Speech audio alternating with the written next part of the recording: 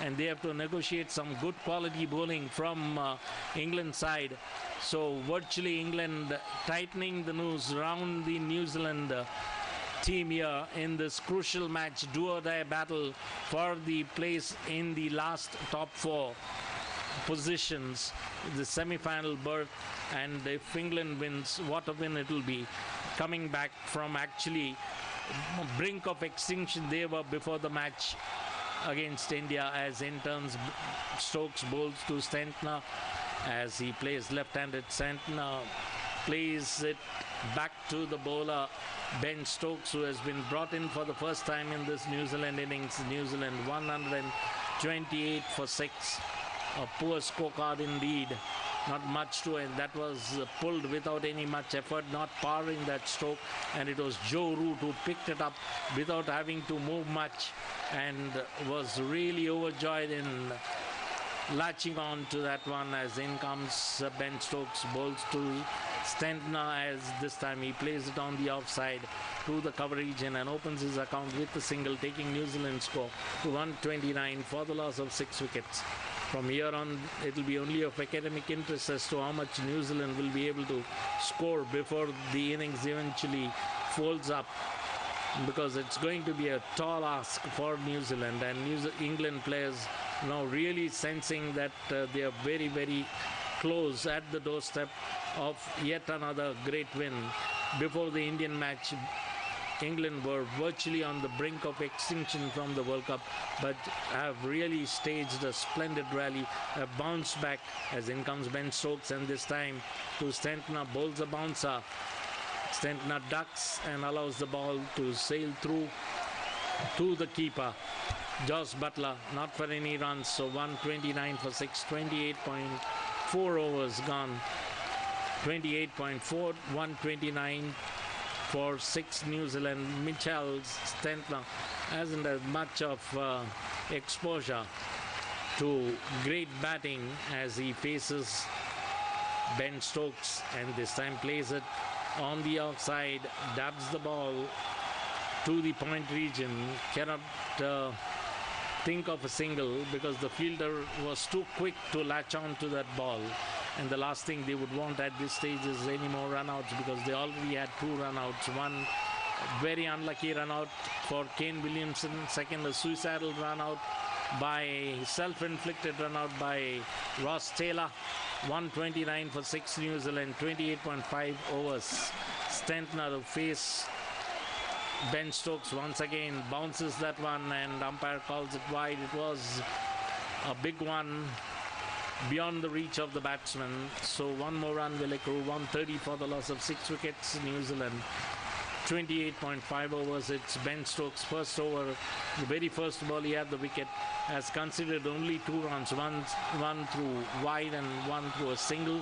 So 2 runs in this over from Ben Stokes. He bowls to Stentner, and this time plays it on the onside to mid-wicket, but not for any runs. So at the end of 29 overs, New Zealand 130 for the loss of 6 wickets.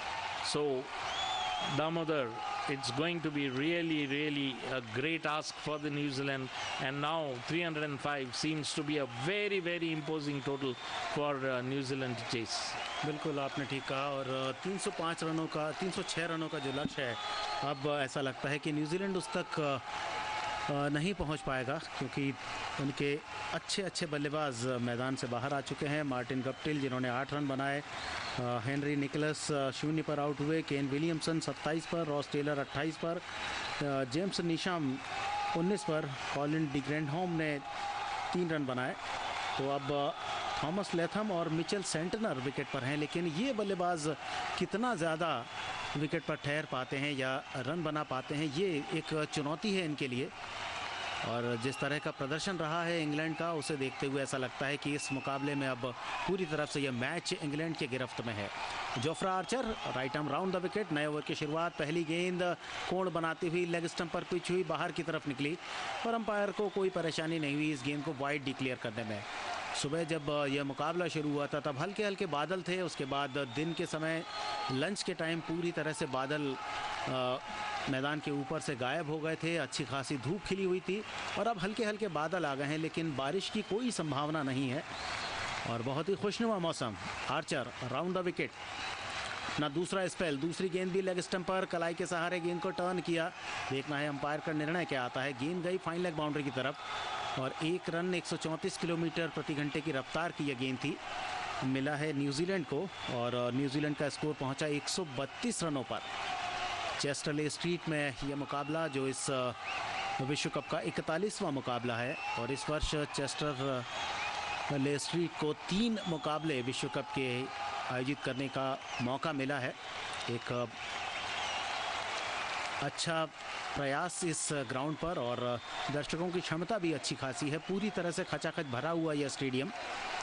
Jofra Archer, बढ़िया गेंद round the wicket, लेकिन good length spot पर रोका भर गेंद को। किसी तरह से स्ट्रोक खेलने की कोशिश नहीं की सेंटनर ने। मिचेल सेंटनर, जिनका जन्म हैमिल्टन में हुआ था 5 फरवरी 1992 को, बॉलिंग ऑलराउंडर के रूप में देखे जाते हैं अपनी टीम में। इनके भाई एलियट भी क्रिकेटर हैं। 66 मैच में 872 रन बनाए हैं और डेब्यू हुआ था उनका इंग्लैंड के। 5 गेंदें खेल ली हैं, खाता उन्होंने अभी तक नहीं खोला है और ये समझ में नहीं आ रहा कि आखिरकार न्यूजीलैंड के बल्लेबाज किस तरह से क्रिकेट खेलना चाहते हैं, किस तरह से इस मैच को आगे ले जाना चाहते हैं। हालांकि थॉमस लेथम ने अपना प्रभाव छोड़ा है इस मैच में। आर्चर राउंड द विकेट, इस बार पटकी हुई गेंद, परीक्षा ली बल्लेबाज की, बहुत जल्दी अपने आप को पीछे किया, अपना चेहरा हटाया गेंद की लाइन से, छोड़ दिया गेंद को विकेट कीपर के लिए। और जिस तरह से गेंदबाजी चल रही है इंग्लैंड की, पूरी तरह से प्रभावित करने वाली गेंदबाजी, किसी तरह से कोई जल्दबाजी नहीं, ना ही कोई अति उत्साह, अपने बिल्कुल दायरे में रहकर खेल रहा है न्यूजीलैंड। इंग्लैंड मिडिल और लेग स्टंप पर यह गेंद थोड़ा सा आगे कलाई के सहारे टर्न किया, लेकिन कप्तान मॉर्गन के पास सीधा स्ट्रोक, जो शॉर्ट मिड विकेट पर फील्डिंग कर रहे हैं। जोफ्रा आर्चर, पहला स्पेल उनका बहुत ही धमाकेदार स्पेल था। उन्होंने आज क्रिस वोक्स के साथ शुरुआत की।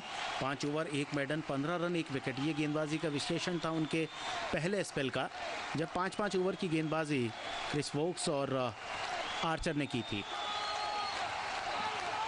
आर्चर की एक और बढ़िया गेंद, shot of good length, backfoot पर जाकर पंच किया, लेकिन वोक्स के पास जो शॉर्ट कवर्स पर फील्डिंग कर रहे हैं। ओवर पूरा हुआ, पारी का 30वां ओवर पूरा हुआ। 30 ओवर के बाद 132, 132 रन स्कोर है न्यूजीलैंड का। और जैसे जैसे ओवर्स निकलते जा रहे हैं, वैसे वैसे जो लक्ष्य है वो भी बड़ा होता जा रहा है, रिक्वायर्ड रन रेट बढ़ता जा रहा है और संभावनाएं धीरे धीरे इस मुकाबले में, इस मैच को जीतने की न्यूजीलैंड की समाप्त होती जा रही हैं। जयंत, किस तरह से आप देखना चाहेंगे इस मुकाबले को, क्योंकि पहले रन बन रहे थे, अब वो भी बनना कम हो गए हैं। Boundaries have dried up, runs have dried up, and they are just, I think it's of academic interest as to how much they will score. And now New Zealand, all they can do is pray for Bangladesh to upset Pakistan so that they remain in contention, and that's the only way they can sneak into the top 4. Otherwise it's going to be curtains for New Zealand. But at the moment they are still we have about how many overs left? 19 overs left, 31st over to be bowled. 20 overs left at the moment. 132 for 6. Latham is the one who's standing tall amidst ruins, as it'll be Stokes to Santana, and Santana plays it defensively forward back to Ben Stokes, not for any runs. No urgency being shown by the New Zealand batsmen. They know for sure that now the bowling, quality of bowling, the field placings, they're finding it difficult to pierce the field, to find gaps, to create gaps, to hit the ball, take the aerial route. To score boundaries and sixes is out of question. This one, a better looking delivery of a good length to the left-handed batsman on the off and middle stump to the left-handed Mitchell Santana, who plays it defensively forward. He seems contented in trying to defend that ball. So New Zealand's score remains stationary at 132 for the loss of 6 wickets. and we are into the 31st over.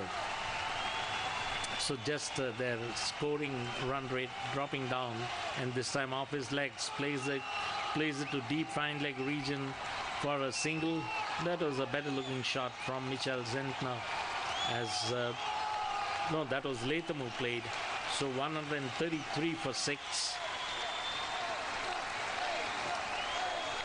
New Zealand really in a state of utter despair at the moment. 6 wickets down, and most importantly, they have lost Kane Williamson and Ross Taylor. In earlier matches, even when they were 5-6 down, Kane Williamson was holding fort, so they had some hopes, but now he's not there, and this time Zentner plays it on the offside, straight to the fielder in the cover region, and gets a single. He opens his account. That brings Latham on strike. New Zealand moves to 134 for the loss of 6 wickets in 30.4 overs. It only needs to be seen whether New Zealand will be able to reach at least about 200, 225 to ensure that the net run rate will take a beating, no doubt, but doesn't get worsen. As Ben Stokes bowls, and this time it's high up in the air, but luckily for him, the fielder Jofra Archer is deep back and not able to get onto that ball. Fields it on the 3rd or 4th bounce, but doesn't prevent the batsman from crossing over. That was Latham trying to pull that one over the square leg, and that brings Santner on strike. Santner on 1 of 9 balls. New Zealand 135 for the loss of 6 wickets, and this time a better looking shot from Michel Santner. Plays it on the onside to the mid-wicket region, but not for any runs though, but a confident looking shot. End of that over, end of the over. New Zealand are 135 for the loss of 6 wickets. Damodar, it's a matter of only academic interest. I think we'll have to wait and see the completion of whether New Zealand is able to play out those 50 overs. जी बिल्कुल, और यही शायद रणनीति इस समय नज़र आ रही है, क्योंकि किसी तरह से लक्ष्य का पीछा करने की जो स्थिति रहती है वो नज़र नहीं आ रही है, और वे भी चाहेंगे कि पाकिस्तान और बांग्लादेश के मैच तक जाया जाए। नए ओवर की शुरुआत, जोफ्रा आर्चर पहली गेंद थोड़ा सा पिच होने के बाद ऊपर की तरफ आती हुई राउंड द विकेट गेंदबाजी कर रहे हैं। हल्के से पुश किया था लेथम ने, लेकिन गेंद को फील्ड किया पॉइंट के फील्डर ने आकर। रन की कोई संभावना नहीं। जोफ्रा आर्चर बहुत ही प्रभाव इस विश्व कप में उन्होंने दिखाया है अपनी गेंदबाजी में। वेस्ट इंडीज़ मूल के हैं, लेकिन इंग्लैंड की ओर से जो प्रदर्शन है उनका वो बहुत ही शानदार रहा है। 24 वर्ष के Jofra Archer round the wicket. दूसरी गेंद फिर से पिच होने के बाद थोड़ा ऊपर की तरफ आती हुई शॉर्ट ऑफ लाइन गेंद से परीक्षा लेते हुए लेथम की, जो 39 रन बनाकर खेल रहे हैं इस मुकाबले में। सबसे बड़ी पारी न्यूजीलैंड की ओर से थॉमस लेथम की, और देखना है कब तक इस पारी को वे आगे बढ़ाते हैं। 2 डॉट बॉल इस ओवर में। पिछली 12 गेंदों में केवल 3 रन बनाए हैं न्यूजीलैंड के बल्लेबाजों ने। एक और बढ़िया बॉल, लाइन लेंथ बहुत ही अच्छी आज जोफ्रा आर्चर की। ज़्यादा प्रयोग नहीं कर रहे हैं, ना ही ज़्यादा तेज़ गेंद डालने की कोशिश कर रहे हैं, और उनका प्रयास यही है कि एक लाइन में लेंथ को मेंटेन करके गेंदबाजी की जाए, ताकि जो कुछ करना है बल्लेबाजों को करना है उन पर छोड़ दिया जाए। 111 गेंदों पर 171 रन की चुनौती बाकी बची है, लेकिन 4 विकेट केवल बचे हैं न्यूजीलैंड के। आर्चर 3 डॉट बॉल के साथ इस बार थोड़ा सा अंदर की तरफ आती हुई गेंद ऑफ स्टंप पर पिच हुई, आगे आए फ्रंट फुट पर, गेंद को टर्न किया लेथम ने शॉर्ट मिड विकेट के क्षेत्र में। जब तक मिड ऑन के फील्डर जाकर गेंद को उठाते, 1 रन मिला थॉमस लेथम को। 40 गेंदों पर 41 रन लेथम के नाम पर, और अब मिचेल सेंटनर 10 गेंदों पर 1 रन बना चुके हैं। वे सामना करेंगे जोफ्रा आर्चर का। बहुत ही बेहतरीन गेंदबाजी जोफ्रा आर्चर की। अभी तक 6 ओवर किए, 1 मेडन, 16 रन 1 विकेट, और इस ओवर में केवल 1 रन अभी तक उन्होंने खर्च किया है, जो पिछली गेंद पर आया है। तो सेंटनर भी संभल कर बल्लेबाजी करते हुए, जैसा हम बता चुके हैं, उनके भाई भी क्रिकेटर रहे हैं। हैमिल्टन में पैदा हुए 5 फरवरी 1992 को। बॉलिंग ऑलराउंडर है। डेब्यू इंग्लैंड के विरुद्ध हुआ था 9 जून 2015 को बर्मिंघम में। मेजबान इंग्लैंड के समर्थक उनके टीम के प्रदर्शन से बहुत ज़्यादा खुश हैं इस समय। आर्चर 32वें ओवर की आखिरी गेंद फिर से पटकी हुई, पिच होने के बाद सीने की ऊंचाई तक आई, बैकफुट पर जाकर गेंद को रोका भर। ओवर पूरा हुआ 136 रन 6 विकेट के नुकसान पर New Zealand. This cricket commentary of ICC Cricket World Cup is being brought to you by All India Radio in association with Channel 2 Group, exclusive audio global rights holder.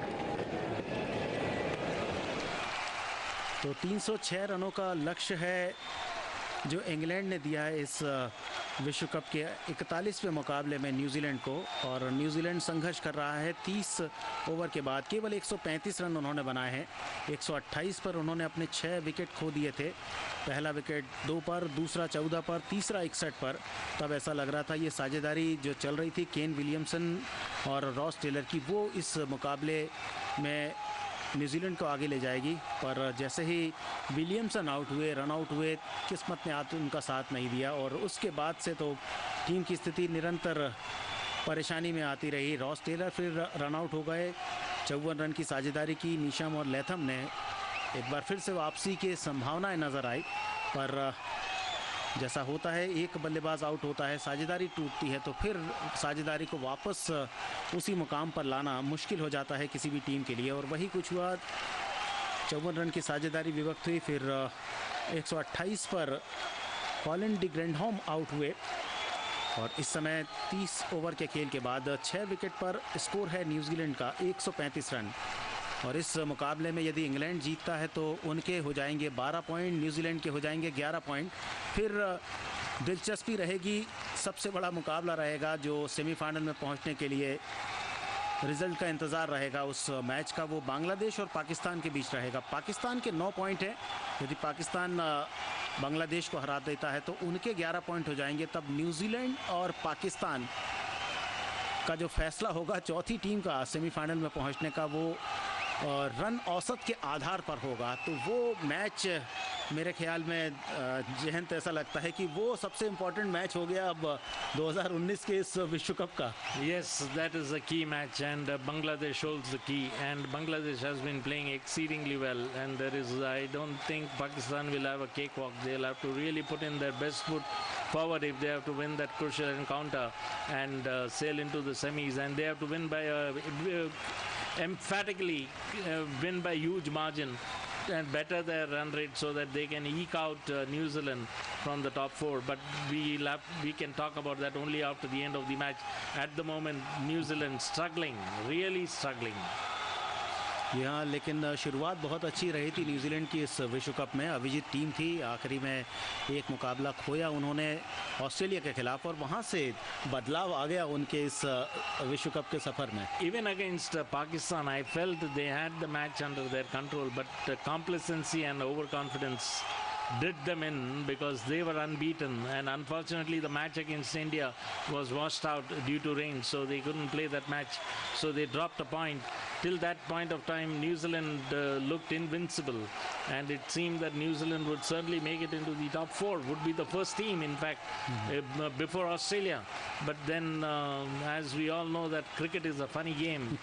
I mean, you can never predict. So New Zealand, after that loss to Australia and complacency and overconfidence against Pakistan, they thought that they had the match under their control, lost it, and they certainly lost it. They should have won that game against Pakistan, but they lost it, and from there the downslide has begun, and I don't think that they will be able to recover. And with Lockie Ferguson out I don't only hope that not out of the World Cup should they qualify for the last 4. He will be there, but at the moment without his bowling abilities, their shot thing has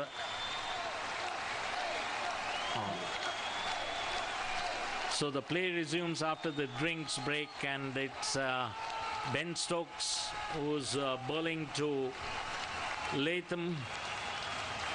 Tom Latham playing so well, 40 from 42, has to redeem himself, has had a very poor World Cup, an average of just 8.2 before the start of this crucial match. And in turns Ben Stokes around the wicket, bowls to Santner, Latham it is, who hits it on the outside and races over in single, has to hurry up at the non-strikers and does that well. It was Santner who played that, bringing Latham on strike. Santner also playing very sensibly so far, not taking any undue risks and rotating the strike, bringing Latham back on to face Ben Stokes, New Zealand. 138 for the loss of 6 wickets in 32 overs. And this time a better looking ball on the middle and leg stump to the left-handed Latham, which is played on the onside towards the mid-wicket region, and Latham races over for a single and keeps the scoreboard ticking, but at snail's pace. Ones and twos will not suffice, but nonetheless that's the most least I think New Zealand can do to prevent a disastrous collapse. At the moment they are 139 for 6. Santner to face Ben Stokes, and Santner plays it back straight. One bounce to the bowler Ben Stokes, who fields in his follow through, and New Zealand score remains at 139 for the loss of 6 wickets. And what was actually surprising to see was the loss of 2 wickets of 2 well-set batsmen who were taking New Zealand to areas of safety. And it seemed that these 2 players, Kane Williamson would, more about that later, as this time Stoke bowls one to Santner, who's beaten by the pace of the ball. A ball of a fuller length, plays it on the onside, not able to contact well, looks a little perplexed at that one, and no runs still accrue. It's 139 for the loss of 6 wickets. We are into the 33rd over. New Zealand really tottering at this stage at 139 for 6. A long way to go. A target which now seems a distant reality for them to achieve. Once again this one pitching that ball, a short pitch one to Santner, who plays it defensively. No addition to the score of 139 for 6 at the end of 33 overs. New Zealand playing this match just to ensure that they complete the 50 overs and do not get bowled out within 50 overs. Otherwise it will certainly adversely impact their net run rate. So at the moment the players would ensure, the remaining batsmen, that they try and occupy the crease. Occupation of the crease is the key at the moment, not the runs, because the manner in which they are playing. Damodar? बिल्कुल, और यही सोच के साथ बल्लेबाजी कर रही है न्यूजीलैंड की टीम, क्योंकि वे चाहते हैं कि नेट रन रेट के आधार पर यदि डिसीजन हो तो वे वहां पर उपलब्ध रहें नेट रन रेट के लिए।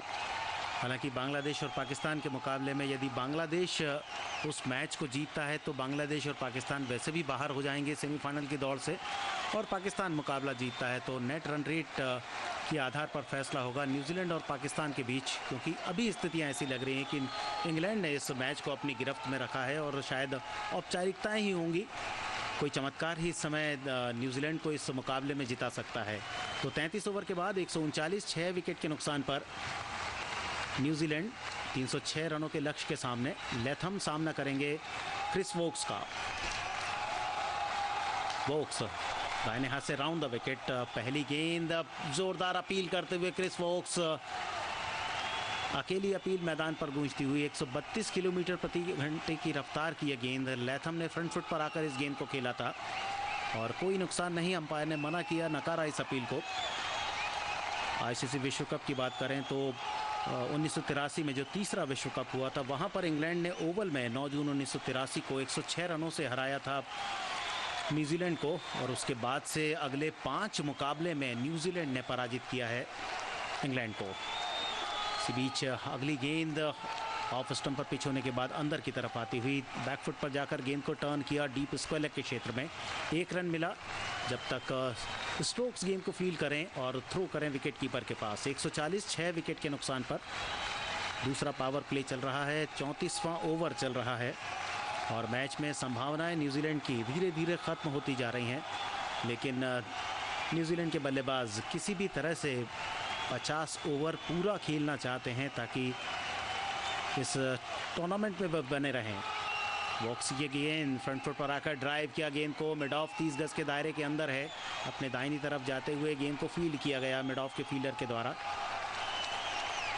एक रन आया सेंटनर के लिए, उनका व्यक्तिगत स्कोर हुआ 3। 17 गेंदों पर ये 3 रन उन्होंने बनाए हैं। लेथम खेल रहे हैं 42 पर, अर्धशतक के नज़दीक पहुंचते हुए कदम थॉमस लेथम के। 45 गेंद अभी तक उन्होंने खेली हैं और क्रिस वोक्स का वे सामना कर रहे हैं। शॉर्ट ऑफ लाइन गेंद टप्पा खाने के बाद थोड़ा सा बल्ले के बाहरी किनारे पे लगने के बाद ऊपर उठी थी, पॉइंट के फील्डर की तरफ पहुंची थी, लेकिन फील्डर थोड़ा सा बैकवर्ड पॉइंट की तरफ थे, कोशिश ज़रूर की थी गेंद तक पहुंचने की। आश्चर्य में रहे थे बल्लेबाज लेथम कि किस तरह से इस गेंद को खेलें। पिच होने के बाद थोड़ा सा जो अनुमान था उनका उससे ऊपर आई और बल्ला पहले चल गया, गेंद एज से लगी और उसके बाद बैकवर्ड पॉइंट के फील्डर ने वन बाउंस गेंद को पकड़ा, थोड़ा सा ऑफ बैलेंस हुए। 141 6 विकेट पर। इस बार अच्छा स्ट्रोक मिड ऑफ और मिड ऑन 30 गज के दायरे के अंदर है, बिल्कुल स्ट्रेट ड्राइव, गेंद बाउंड्री के बाहर, 4 रन। एफर्टलेस चौका, ज्यादा ताकत नहीं लगाए, इसे कहते हैं कम ताकत में ज्यादा परिणाम निकालना।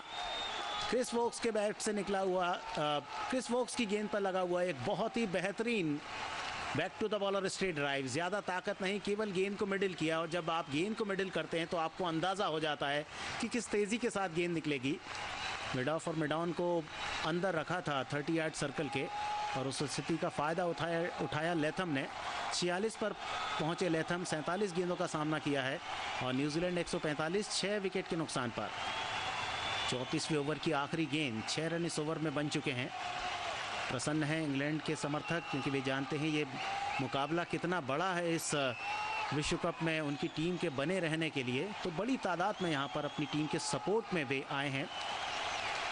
सेंटनर खेल रहे हैं 3 पर, लेथम खेल रहे हैं 46 पर, अर्धशतक के नज़दीक है लेथम। इसके पहले जो सबसे बड़ी पारी थी वो 28 रनों की थी रॉस टेलर की। और सभी की निगाहें इस मुकाबले पर लगी हैं, न केवल इंग्लैंड और न्यूजीलैंड मैदान पर हैं बल्कि बांग्लादेश और पाकिस्तान के खिलाड़ी भी इस मैच पर निगाह रखे हुए हैं, क्योंकि इंग्लैंड का जीतना जैसे जैसे खेल गुजरता जा रहा है लगभग तय सा होता जा रहा है और तब स्थिति बनेगी मुख्य मुकाबले की जो बांग्लादेश और पाकिस्तान के बीच खेला जाएगा। उसमें पाकिस्तान की संभावना है आगे बढ़ने की, लेकिन फिर वही रन रेट की बात आएगी और तब न्यूजीलैंड आज की परिस्थिति में अपने आप को जो 50 ओवर तक खेलने की रणनीति उन्होंने अख्तियार कर ली है, वहाँ पर अपनी टीम को अच्छी पोजीशन में ला सकता है। पहला मुकाबला दोनों टीमों का हुआ था 1975 के विश्व कप में नॉटिंघम में 11 जून 1975 को, जब इंग्लैंड ने 80 रन से मुकाबला जीता था विश्व कप में। दूसरा मुकाबला दूसरे विश्व कप में हुआ था 1979 को मैनचेस्टर में, जहां 20 जून 1975 को 9 रन से नज़दीकी मुकाबला इंग्लैंड ने जीता। फिर ओवल में उन्होंने हराया 9 जून 1983 को 106 रनों से न्यूजीलैंड को। और उसके बाद की कहानी तो न्यूजीलैंड के खिलाड़ियों ने ही लिखी है। 1983 से लेकर 2015 तक लगातार 5 मैचों में विश्व कप में उन्होंने हराया है इंग्लैंड की टीम को, लेकिन आज उस 5 लगातार हार का एक मीठा सा बदला इंग्लैंड के द्वारा लिया जा रहा है। और ये मीठा इसलिए है कि इंग्लैंड यदि इस मैच को हारता तो शायद वो उनके लिए बहुत दुखद स्थिति होती, लेकिन परिस्थितियां पूरी तरह से इंग्लैंड के पक्ष में, मैच पूरी तरह से इंग्लैंड की गिरफ्त में। आज टॉनी बेस्टो ने शानदार शतक लगाया, शुरुआत बहुत अच्छी रही थी, पहले विकेट के लिए 123 रन जोड़े और वहीं से आधार बनाया था इस मैच को जीतने का। कप्तान ने टॉस जीता, दोनों कप्तान इस विश्व कप में 8 में से 5 बार टॉस जीत चुके थे और आज 9 में से 6ठा टॉस जीता मॉर्गन ने। और टॉस जीतने के बाद 2 मुकाबले जीते हैं इंग्लैंड के कप्तान ने और 4 मुकाबले जीते हैं न्यूजीलैंड के कप्तान विलियमसन ने।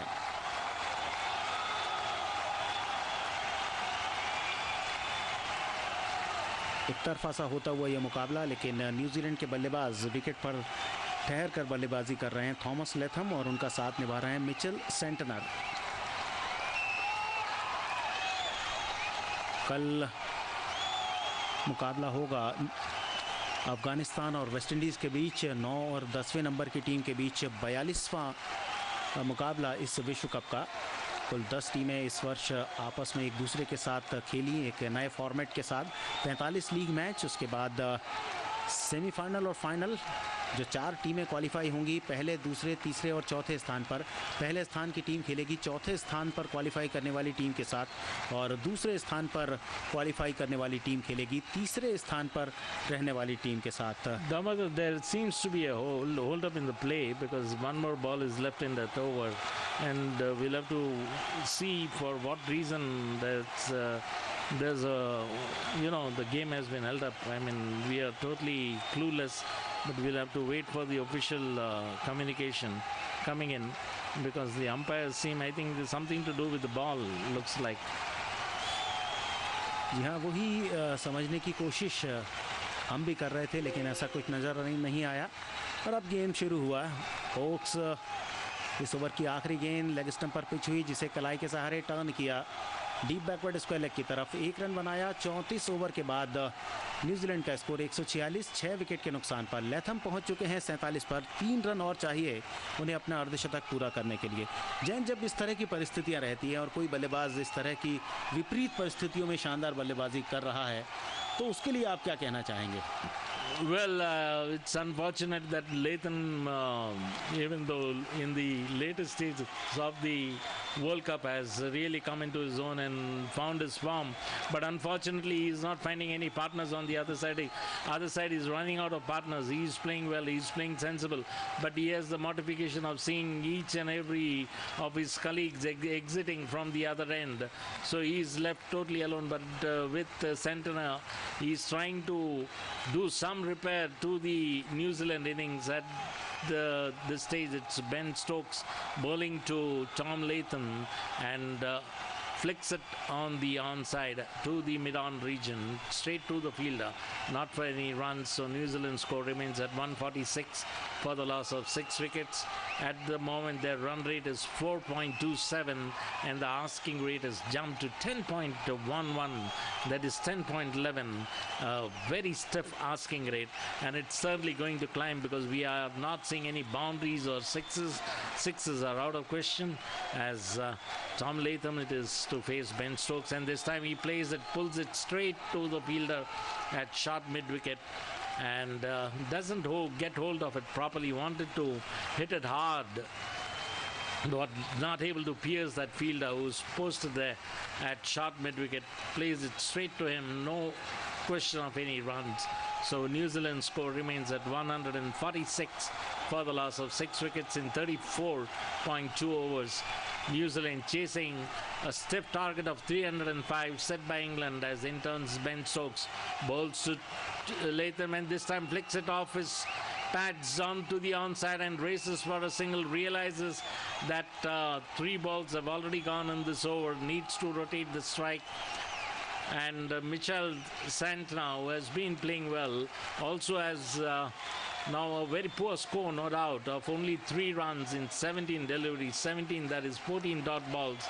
And any team can ill afford dot balls at this stage, especially when the asking rate is climbing over 10, as Ben Stokes bowls to Santana and makes his intentions very clear of hammering that one, but doesn't make any proper contact. Ends up hitting straight to the fielder at short mid-off. So no question of any run. 147 for 6 New Zealand in 34.3 overs. For the benefit of late tuners, England had won the toss and elected to bat. Started off in a very rollicking fashion and ended up scoring 305. A great comeback by New Zealand bowlers, and this time it's uppishly, but which we fell short of the fielder at mid-wicket, but not for any runs. So scores remain stationary at 147 for 6. Latham is on 48 of 51 well-compiled runs. He has played sensibly, and Santana has been struggling but doing well to keep one end at least sealed and not throwing his wicket away, unlike his other colleagues, as in comes Ben Stokes for the last time in this over and bowls to Santana, who drives once again straight to mid-off, and that's the end of the 35th over. New Zealand 147 for the loss of 6 wickets. and 15 more overs to go, and asking rate of nearly 1.7 an over, which is a very, very tough asking rate. And Damodar, going by the manner in which they are playing, it looks nigh impossible. यहाँ और बल्लेबाजी के लिए जो wicket पर batsman है Thomas Latham, सभी उन्हीं की तरफ देख रहे हैं जयंत की वे कुछ ऐसा कारनामा करें, 50 रन का आंकड़ा स्पर्श करें। 15 ओवर का खेल बाकी है। विकेट में ऐसा कुछ नहीं है कि जहां से बैट्समैनों को परेशानी हो रही हो, लेकिन इंग्लैंड के गेंदबाजों ने आज बहुत ही किफ़ायती गेंदबाजी की है, सही लाइन लेंथ पर अटैक किया है। और अब क्रिस वोक्स तैयार हैं 36वें ओवर की शुरुआत के लिए। बाएं हाथ के बल्लेबाज के लिए राउंड द विकेट। पहली गेंद बहुत ही बढ़िया पिच होने के बाद अंदर की तरफ आई, फ्रंट फुट पर गेंद को ड्राइव करने की कोशिश थी बैट्समैन लेथम की, लेकिन चूंकि सीम पे पिच होने के बाद गेंद अंदर की तरफ आई, किस्मत वाले रहे कि इनर एज के साथ स्टंप पर गेंद नहीं टकराई, अन्यथा परेशानी में भी पड़ सकते थे। 48 पर खेल रहे हैं, 52 गेंदें उन्होंने खेली हैं। 89 गेंदों पर 159 रन की चुनौती बाकी बची है न्यूजीलैंड के सामने इस मैच को जीतने की। Chris Woakes right arm round the wicket, थोड़ा सा ऊपर गेंद ड्राइव किया गेंद को, लेकिन वहाँ पर फील्डर खड़े हैं जोफ्रा आर्चर शॉर्ट कवर्स पर, अपने बाईं तरफ जाकर गेंद को फील्ड किया। और अब इंग्लैंड के खिलाड़ी इस मुकाबले को जानते हैं कि वे लगभग जीत ही चुके हैं, औपचारिकताएं बाकी हैं, तो थोड़ा सा कैजुअल होकर खेल रहे हैं और अपने आप को एनर्जी दे रहे हैं, उत्साह दे रहे हैं अपने अंदर और खुश हो रहे हैं। खुशी उनके बॉडी लैंग्वेज से नज़र आती हुई। क्रिस वोक्स इस ओवर में तीसरी बार एक और बढ़िया गुड लेंथ गेंद, हल्के से हाथ गेंद को खेला शॉर्ट में डाउन की तरफ और तेज़ी के साथ रन के लिए निकले। लेथम अर्धशतक के नज़दीक 49 रन पर पहुंच चुके हैं। सबसे बड़ी पारी है इस मुकाबले में थॉमस लेथम की। थॉमस लेथम 2 अप्रैल 1992 का जन्म है उनका, 27 साल के हैं, wicket keeper, under 19 New Zealand team की ओर से खेल चुके हैं। उनके पिताजी भी टेस्ट प्लेयर रह चुके हैं, Rod Latham. Chris Woakes right arm round the wicket, इस बार सेंटनर के लिए ड्राइव किया सेंटनर ने इस गेंद को, जो थोड़ा सा ऊपर पिच की थी, लेकिन सीधे मिड ऑफ के फील्डर के हाथ में। मिड ऑफ और मिड ऑन 30 गज के दायरे के अंदर रखा है। एक चुनौती दोनों बल्लेबाजों को दी जा रही है कप्तान मॉर्गन के द्वारा, लेकिन दोनों बल्लेबाज इस चुनौती के सामने किसी तरह से झांसे में नहीं आ रहे हैं। दोनों कोशिश कर रहे हैं कि विकेट पर जमे रहें, जितना देर वे जमे रह सकते हैं, और लक्ष्य है उनका 50 ओवर पूरा खेलना। बॉक्स की एक और अच्छी गेंद ऑफ स्टंप के थोड़ा सा बाहर पिच होने के बाद अंदर की तरफ आई और कोई रन नहीं इस गेंद पर भी। 146 6 विकेट पर जोफ्रा आर्चर ने गेंद को उठाया फुटबॉल की तरह। 3-4 बाद उन्होंने अपने दाहिने पैर से बूट से गेंद को हवा में रखा और उसके बाद उतना कंट्रोल नहीं रहा तो गेंद ज़मीन पर गिर गई, लेकिन रन कोई नहीं आया। 148 पे 6 न्यूजीलैंड 306 रन के लक्ष्य के सामने। बॉक्स की पटकी हुई गेंद हवा में, लेकिन शॉर्ट वाइडिश में डाउन के बगल से गेंद निकली, बाउंड्री लाइन की तरफ जा रही है। डाइव करते हुए गेंद को अंदर किया बाउंड्री लाइन से और यहाँ मॉर्गन ने उठाकर गेंद को थ्रो किया। तब तक 3 रन आ चुके थे इस गेंद पर और 150 रन पूरे हुए। 36 ओवर के खेल के बाद न्यूजीलैंड का स्कोर है 151 run. This cricket commentary of ICC Cricket World Cup is being brought to you by All India Radio in association with Channel 2 Group, exclusive audio global rights holder. तो 151 6 wicket के नुकसान पर आखिरी गेंद पर 3 run आए। अच्छी गेंद थी वो, लेकिन जिस तरह से गेंद को खेला गया था, कलाई के सहारे टर्न किया था, गेंद काफ़ी देर हवा में रही। शॉर्ट मिड विकेट और मिड ऑन के फील्डर के बिल्कुल बीचों बीच 30 गज के दायरे के बाहर गेंद ने टपक आया और वहां से सीमा रेखा की तरफ चली। पर 3 रन मिले इस आखिरी गेंद पर। न्यूजीलैंड संघर्ष करता हुआ इस मुकाबले में और लगातार हर ओवर के साथ हावी होता जा रहा है इस मुकाबले में इंग्लैंड। तो जयंत अब कुछ रन जरूर बने हैं, लेकिन देखना है कि थॉमस लेथम कब अपना अर्धशतक पूरा करते हैं। Yeah, it's a matter of time. He's on 48. I think this over, the next over, he's just content with the singles, taking single of the third or the fourth ball, and then Michel Santner not able to pierce the field. So every over they are just actually content with twos as Ben Stokes bowls this time to Santner, plays it well. on the leg side past the square leg umpire, and that brings Latham on strike. Santner playing sensibly, even though he is consuming more dot balls, but nonetheless has ensured that he has kept one side intact and not exposed that side, unlike his other colleagues who hold out and gifted away their wickets and realized the importance of consuming 50 overs. Latham on 59 this time ball from Ben Stokes on the middle and off some to the left-handed batsman, who plays it defensively forward back to the bowler, not for any runs. So on the threshold of a well-deserved 50 by Tom Latham, who had a poor run this World Cup, was averaging only 8.2 until the start of this match, has been really playing well. Is the only player standing tall amidst ruins here for New Zealand, who are tottering at 152 for 6 as in Ben Stokes, and this time goes for a mighty heave to the ball, which was gaining ascendancy. A short pitch one, not be able to make any contact whatsoever. Lucky for him, didn't get any touch, and no runs accrue on this account. New Zealand score remains at 152 for the loss of 6 wickets in 36.3 overs. A long way to go for New Zealand from here on.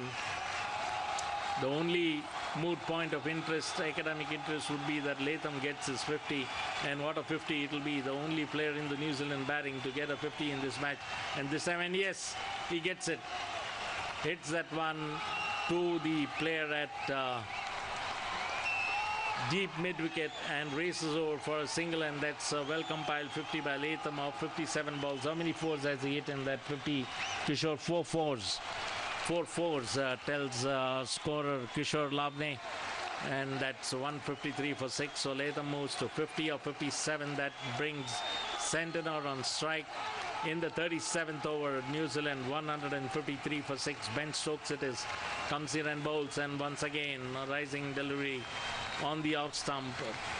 Michael Santner has nothing to do with it, leaves it alone, straight through to the keeper.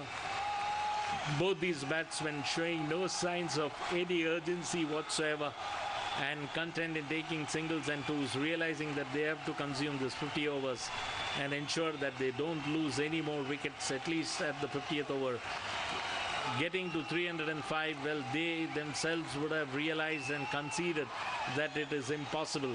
So best would be to play out the 50 overs, and once again this time a full ball of a fuller length stuck on the pads to Santner, not able to make any contact, and end of the over. So at the end of the 37th over, New Zealand are 153 for the loss of 6 wickets. So Damodar, they'll be just trying to play out the 50 overs, and that's quite evident because they are not trying for any big shots, neither 4s nor 6s. Yeah, by the way, if any bad ball comes and you get a 4, it's okay. But at the moment, the way from now on, every over they'll require at least 1 boundary. It's not coming. जी बिल्कुल, और उस boundary को हासिल करने के लिए आपको थोड़ा सा मेहनत करनी पड़ेगी, थोड़ा सा जोखिम भी उठाना पड़ेगा। वोक्स नए ओवर के साथ तैयार। 38वां ओवर, पहली गेंद राउंड द विकेट, पैड पर टकराई बल्लेबाज लेथम के, जो अभी अभी अर्धशतक पूरा कर चुके हैं, लेकिन गेंद स्टंप पर नहीं जा रही थी, इसलिए किसी तरह की कोई अपील नहीं, ना गेंदबाज की तरफ से ना विकेट कीपर की तरफ से। अब लेथम को अपनी पारी को और आगे बढ़ाना चाहिए। 27 साल के लेथम, जो पिछले विश्व कप में भी न्यूजीलैंड की टीम में शामिल थे, लेकिन एक भी मैच खेलने का मौका उन्हें नहीं मिल पाया था। 153 पर 6 New Zealand. Woakes right arm round the wicket, इस बार बैकफुट पर जाकर गेंद को खेला कवर्स के क्षेत्र में, और जब तक डीप पॉइंट के फील्डर जाएं गेंद को उठाने के लिए, तब तक 2 रन बनाने का मौका दोनों बैट्समैनों के पास। इस 2 रन के इजाफे के साथ न्यूजीलैंड का स्कोर पहुंचा 155, 6 बल्लेबाजों के नुकसान पर। 76 गेंदों पर 151 रन की चुनौती बाकी बची है न्यूजीलैंड के सामने। सेंटनर खेल रहे हैं 7 पर, 26 गेंदें उन्होंने खेली हैं, और थॉमस लेथम खेल रहे हैं 52 पर, 59 गेंदों का उन्होंने सामना किया है। वोक्स बहुत ही बढ़िया लाइन लेंथ के साथ गेंदबाजी करते हुए, इस बार कलाई के सहारे टर्न किया गेंद को, मिड विकेट बाउंड्री लाइन की तरफ जाता हुआ स्ट्रोक। देखना है गेंद रुक पाती है या नहीं, और गेंद ने फील्डर से पहले सीमा रेखा को स्पर्श किया तो चौका आया लेथम की ओर से। जैसा जयंत बता रहे थे कि जब कोई मौका मिलता है, लूज गेंद मिलती है, तो उस पर ज़रूर बड़ा स्ट्रोक खेलते हैं, और लेथम ने यह करके दिखाया। शॉर्ट मिड विकेट के फील्डर के बगल से कलाई के सहारे गेंद को टर्न किया ऑफर मिडिल स्टंप की गेंद को, और 4 रन अपने खाते में जमा किए। 4 रन न्यूजीलैंड के खाते में आए। न्यूजीलैंड पहुंचा 159 6 विकेट के नुकसान पर। थोड़ा सा निराश होते हुए वोक्स इस ओवर में चौथी बार एक और अच्छी गेंद, गुड लेंथ गेंद ऑफर मिडिल स्टंप पर पिच होने के बाद थोड़ा नीची रहती हुई, जिसे आसानी के साथ रोका भर स्टंप में जाने से टॉम लेथम ने जूनियर वर्ल्ड कप में भी खेल चुके हैं 2010 में, उसके बाद 2015 के वर्ल्ड कप में खेले ज़रूर, लेकिन मौका नहीं मिला एक भी मैच खेलने का। और एक दिवसीय क्रिकेट में 1 नंबर से लेकर नंबर 9 तक वे बल्लेबाजी कर चुके हैं न्यूजीलैंड के लिए। लेथम क्रिस वोक्स के सामने इस ओवर में एक चौका लगाकर 6 रन बना चुके हैं वे। एक और बढ़िया गुड लेंथ गेंद, आसानी से हल्के हाथ से बॉलर के ठीक बगल से गेंद को खेला सीधे बल्ले से, और स्ट्रोक के साथ ही रन के लिए निकले, रन को आसान बनाया, और आखिरी गेंद पर उन्होंने स्ट्राइकिंग एंड पर पहुंचा दिया है। अब मिचेल सेंटनर को 26 गेंदों पर 7 रन बनाए हैं मिचेल सेंटनर ने, अच्छा साथ निभाते हुए। जब छठा विकेट गिरा था, टीम का स्कोर था उस समय 128 रन, और इस समय स्कोर है 160 रन। खिली हुई धूप चेस्टरली स्ट्रीट में। इस बार मिचेल सेंटनर ने अपना मौका ताड़ा, गेंद को खेला कवर्स बाउंड्री की तरफ, डाइव किया गया, लेकिन गेंद हाथ से लगने के बाद सीमा रेखा पर टच हुई। इस ओवर में दूसरा चौका आया क्रिस वोक्स के ओवर में। कुल मिला के 2 चौके इस ओवर में आए, और 38वां ओवर बहुत अच्छी बल्लेबाजी के लिए जाना जाएगा न्यूजीलैंड की, जिसमें 2 चौके लगे, 1 डबल आया, और थॉमस लेथम के साथ मिचेल सेंटनर ने भी आखिरी गेंद पर चौका लगाया। तो ओवर पूरा हुआ, ओवर नंबर 38 ओवर के बाद टीम का स्कोर है 166 रन 6 विकेट के नुकसान पर। तो 13 रन वाला ओवर रहा ये न्यूजीलैंड के लिए, और इस तरह से बल्लेबाजी चलती रही तो न्यूजीलैंड 50 ओवर पूरे खेल पाएगा। जो दबाव है वो भी हट जाएगा, और जो उनकी सोच है कि ज़्यादा से ज़्यादा रन इस मुकाबले में बना सकें वे वहाँ तक पहुँच पाएंगे। जयंत, जो स्ट्रेटेजी है वो यही है कि रन बनाते रहें, चाहे कैसे भी बने। तो ये 13 रन वाला ओवर कितना दोनों खिलाड़ियों को बूस्टअप करेगा? Yes, certainly, and as you rightly said, 128 for 6, and at the moment they are 166. Actually, even 150 was looking a very, very difficult proposition, but now they are, I would say, some sort of respectability at 164 for 6, considering the fact that they were hovering around 128 for 6, as we have Plunkett bowling to Latham bowls on the middle stump to the left-handed batsman, and who plays it forward, not comfortably playing this one. And Bairstow seems to have injured himself on that occasion. That shot from Santana, a wonderful cover drive, which Bairstow had to cover a lot of ground, flung himself, but was not able to cut that ball off and could not save the boundary. As in comes Plunkett, bowls to Latham. This time he drives it past Plunkett, but straight to the fielder there. No question of run. 164 for 6, 38.2 overs. So these two will ensure that they consume as many overs as possible, and in the bargain they pick up some useful runs, which they have been doing in the previous over. Chris Wokes over, they collected 13 runs, and through good shots, good cricketing shots from both of them, Tom Latham and Michelle Santana. As in comes Plunkett bowls, and this time he has a wide eve and is given out. Latham perishes, goes for a heap to that rising delivery on the leg side, edges that one to the keeper Josh Butler. So just when things were looking good for Tom Latham, he perishes at 57. Caught Butler, ball Plunkett. So New Zealand now losing their 7th wicket, 164 for 7. Run बनाने में chance जरूर लें, लेकिन घर बनाने में नहीं। Chance न लो, अल्ट्राटेक लो। अल्ट्राटेक, देश का नंबर 1 सीमेंट।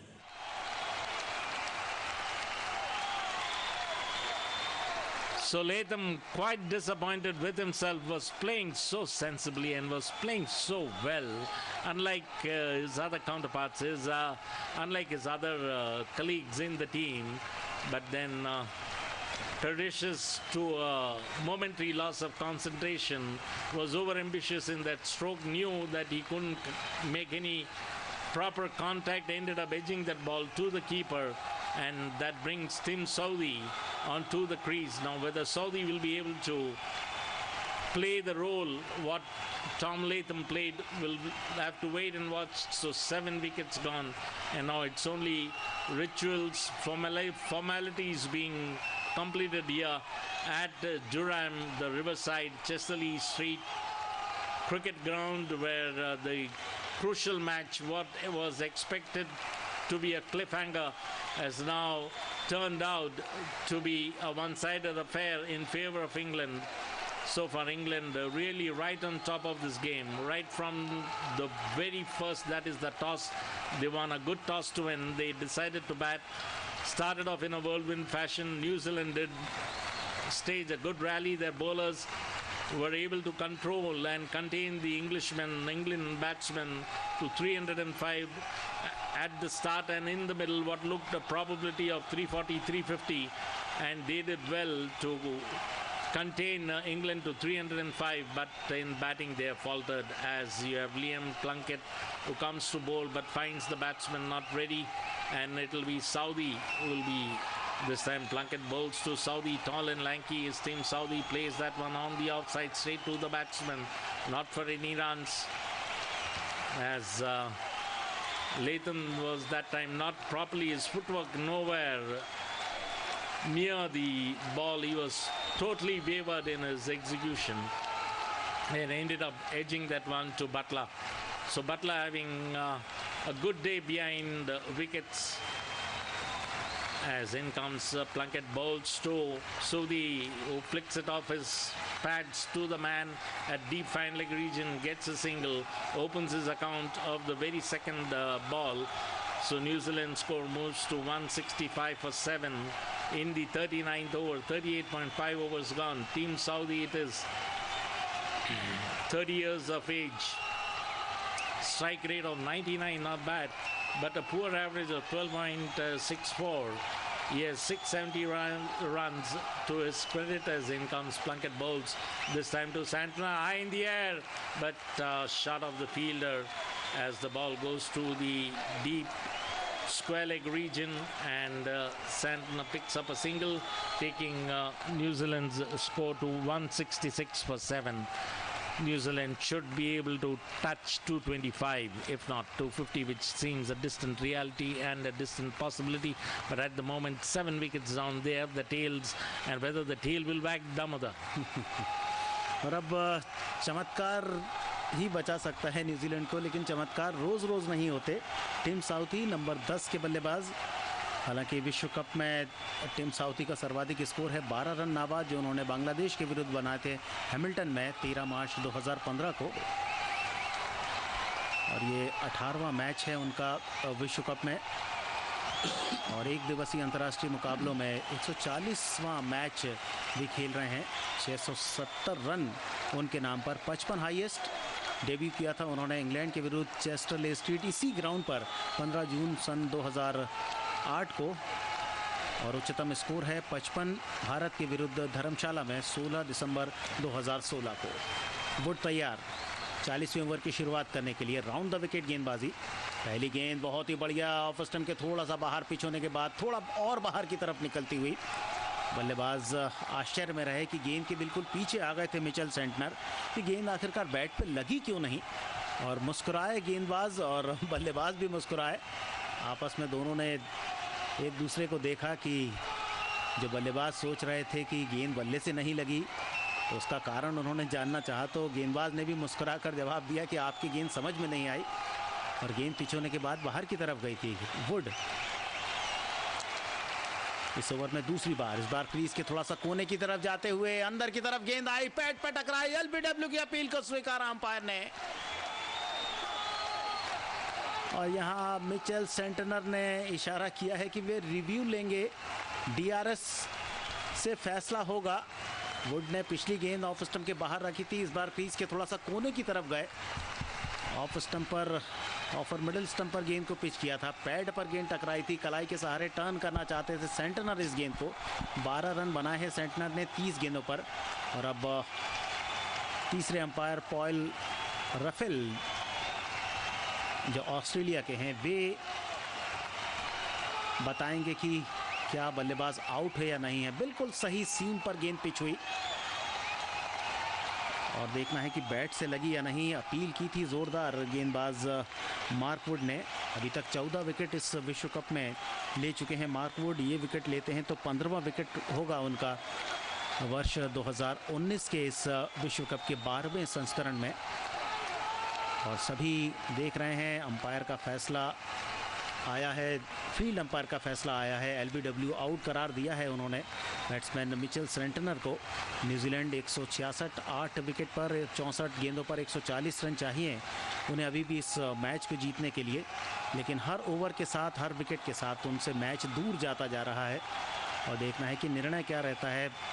अल्ट्रा एज को देखा गया तो बल्ले से तो शायद गेंद नहीं लगी है और सीधी गेंद पैड पर जाकर टकराई है। यही देखना था कि कहीं गेंद उनके पैड पर टकराने के पहले बल्ले को न टकराई हो।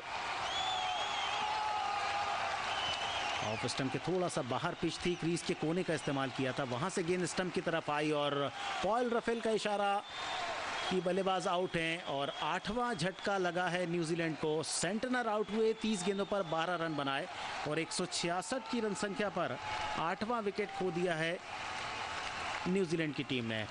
रन बनाने में चांस जरूर लें, लेकिन घर बनाने में नहीं। चांस न लो, अल्ट्राटेक लो। अल्ट्राटेक, देश का नंबर 1 सीमेंट।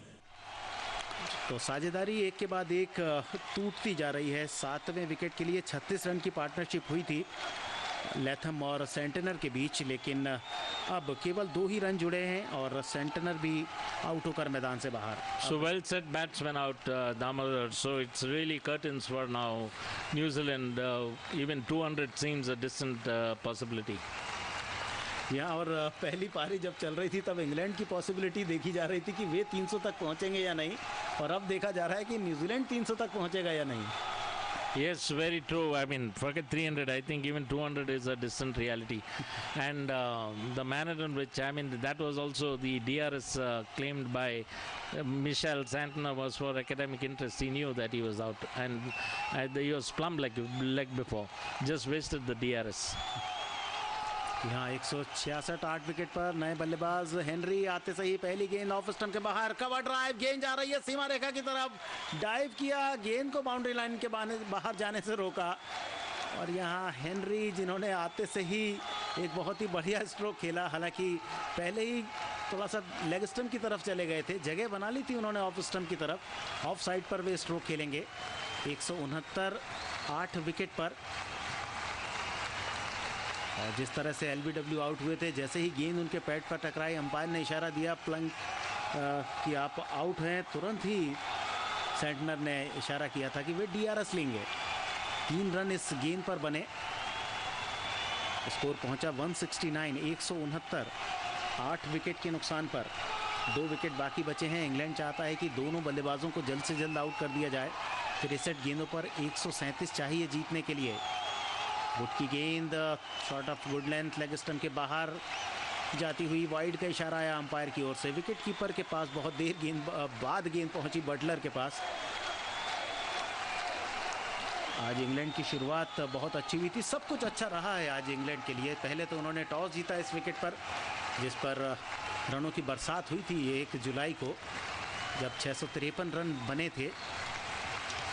और आज 305 रन बनाए पहले बैटिंग करते हुए इंग्लैंड ने। 170 पे 8 वुड, फिर से थोड़ा सा शॉर्ट गेंद, बैकफुट पर जाकर गेंद को स्वीपर कवर्स की तरफ प्लेस किया हेनरी ने। 1 रन आया हेनरी के लिए। और यहाँ न्यूजीलैंड के स्कोर में 1 रन की बढ़ोतरी हुई। न्यूजीलैंड 8 विकेट पर 171 रन। दूसरा पावर प्ले चल रहा है, लेकिन हेनरी 3 पर, सऊदी खेल रहे हैं 2 पर। 171 पे 8, 62 गेंदों पर 135 का लक्ष्य, लेकिन ऐसा लगता नहीं है कि इस लक्ष्य तक न्यूजीलैंड पहुंच पाएगा। गेंद को ड्राइव किया, 143 किलोमीटर प्रति घंटे की रफ्तार की गेंद। बल्लेबाज हेनरी ने ड्राइव किया लेकिन सीधे शॉर्ट कवर्स के फील्डर के पास गेंद पहुंची। फिर से रन बनने की कोई संभावना उत्पन्न नहीं कर पाए हेनरी। 171, 8 विकेट के नुकसान पर। The Riverside Chester-le-Street Durham का यह मैदान इंग्लैंड के लिए खुशियां लेकर आ रहा है इस विश्व कप में। ये मुकाबला बहुत ज़्यादा महत्वपूर्ण था इंग्लैंड के लिहाज से। एक backward point, short covers mid of of side पर और मिड ऑन और short mid wicket on side पर। ये 5 फील्डर 30 यार्ड सर्कल के अंदर रखे हैं। एक और बढ़िया गेंद वुड की, ओवर पूरा हुआ, मिड ऑन की तरफ गेंद को खेला। इस ओवर में लास्ट गेंद पर कोई रन नहीं आया। 171, 171, 8 विकेट के नुकसान पर। This cricket commentary of ICC Cricket World Cup is being brought to you by All India Radio in association with Channel 2 Group, exclusive audio global rights holder. Jayant, run चाहे बन रहे हो या नहीं बन रहे हो, लेकिन एक बात कहनी होगी कि न्यूजीलैंड के बल्लेबाज इंग्लैंड के गेंदबाजों की अच्छी खासी परीक्षा ले रहे हैं, बहुत दौड़ा रहे हैं उन्हें। Yes, and England, one thing one must appreciate that fielders are not giving in. I mean, they are trying to save each and every run, despite the fact that they know that they are sitting in the driver's seat, and from here on there is no way they can lose. But at the same time, they are not willing to concede even a single run. They are toiling very hard. The fielders, one must appreciate, chasing each and every ball and trying to cut it off, preventing the ball from crossing over to the fence. As New Zealand 171 for 8. It'll be Adil Rashid who's been brought back into the attack by skipper Morgan, having word with him. Third power play comes into force now in the 40th over. 10 more overs, that is 60 balls, and the required run rate really is beyond the reach of the two batsmen and the remaining two batsmen. Undoubtedly, even a miracle cannot save New Zealand from here on unless you see rains of 6s and 4s, as Adil Rashid bowls this one, over-pitched one to Tom Southee, who drives it to mid-off and crosses over for an easy single and over-pitched ball.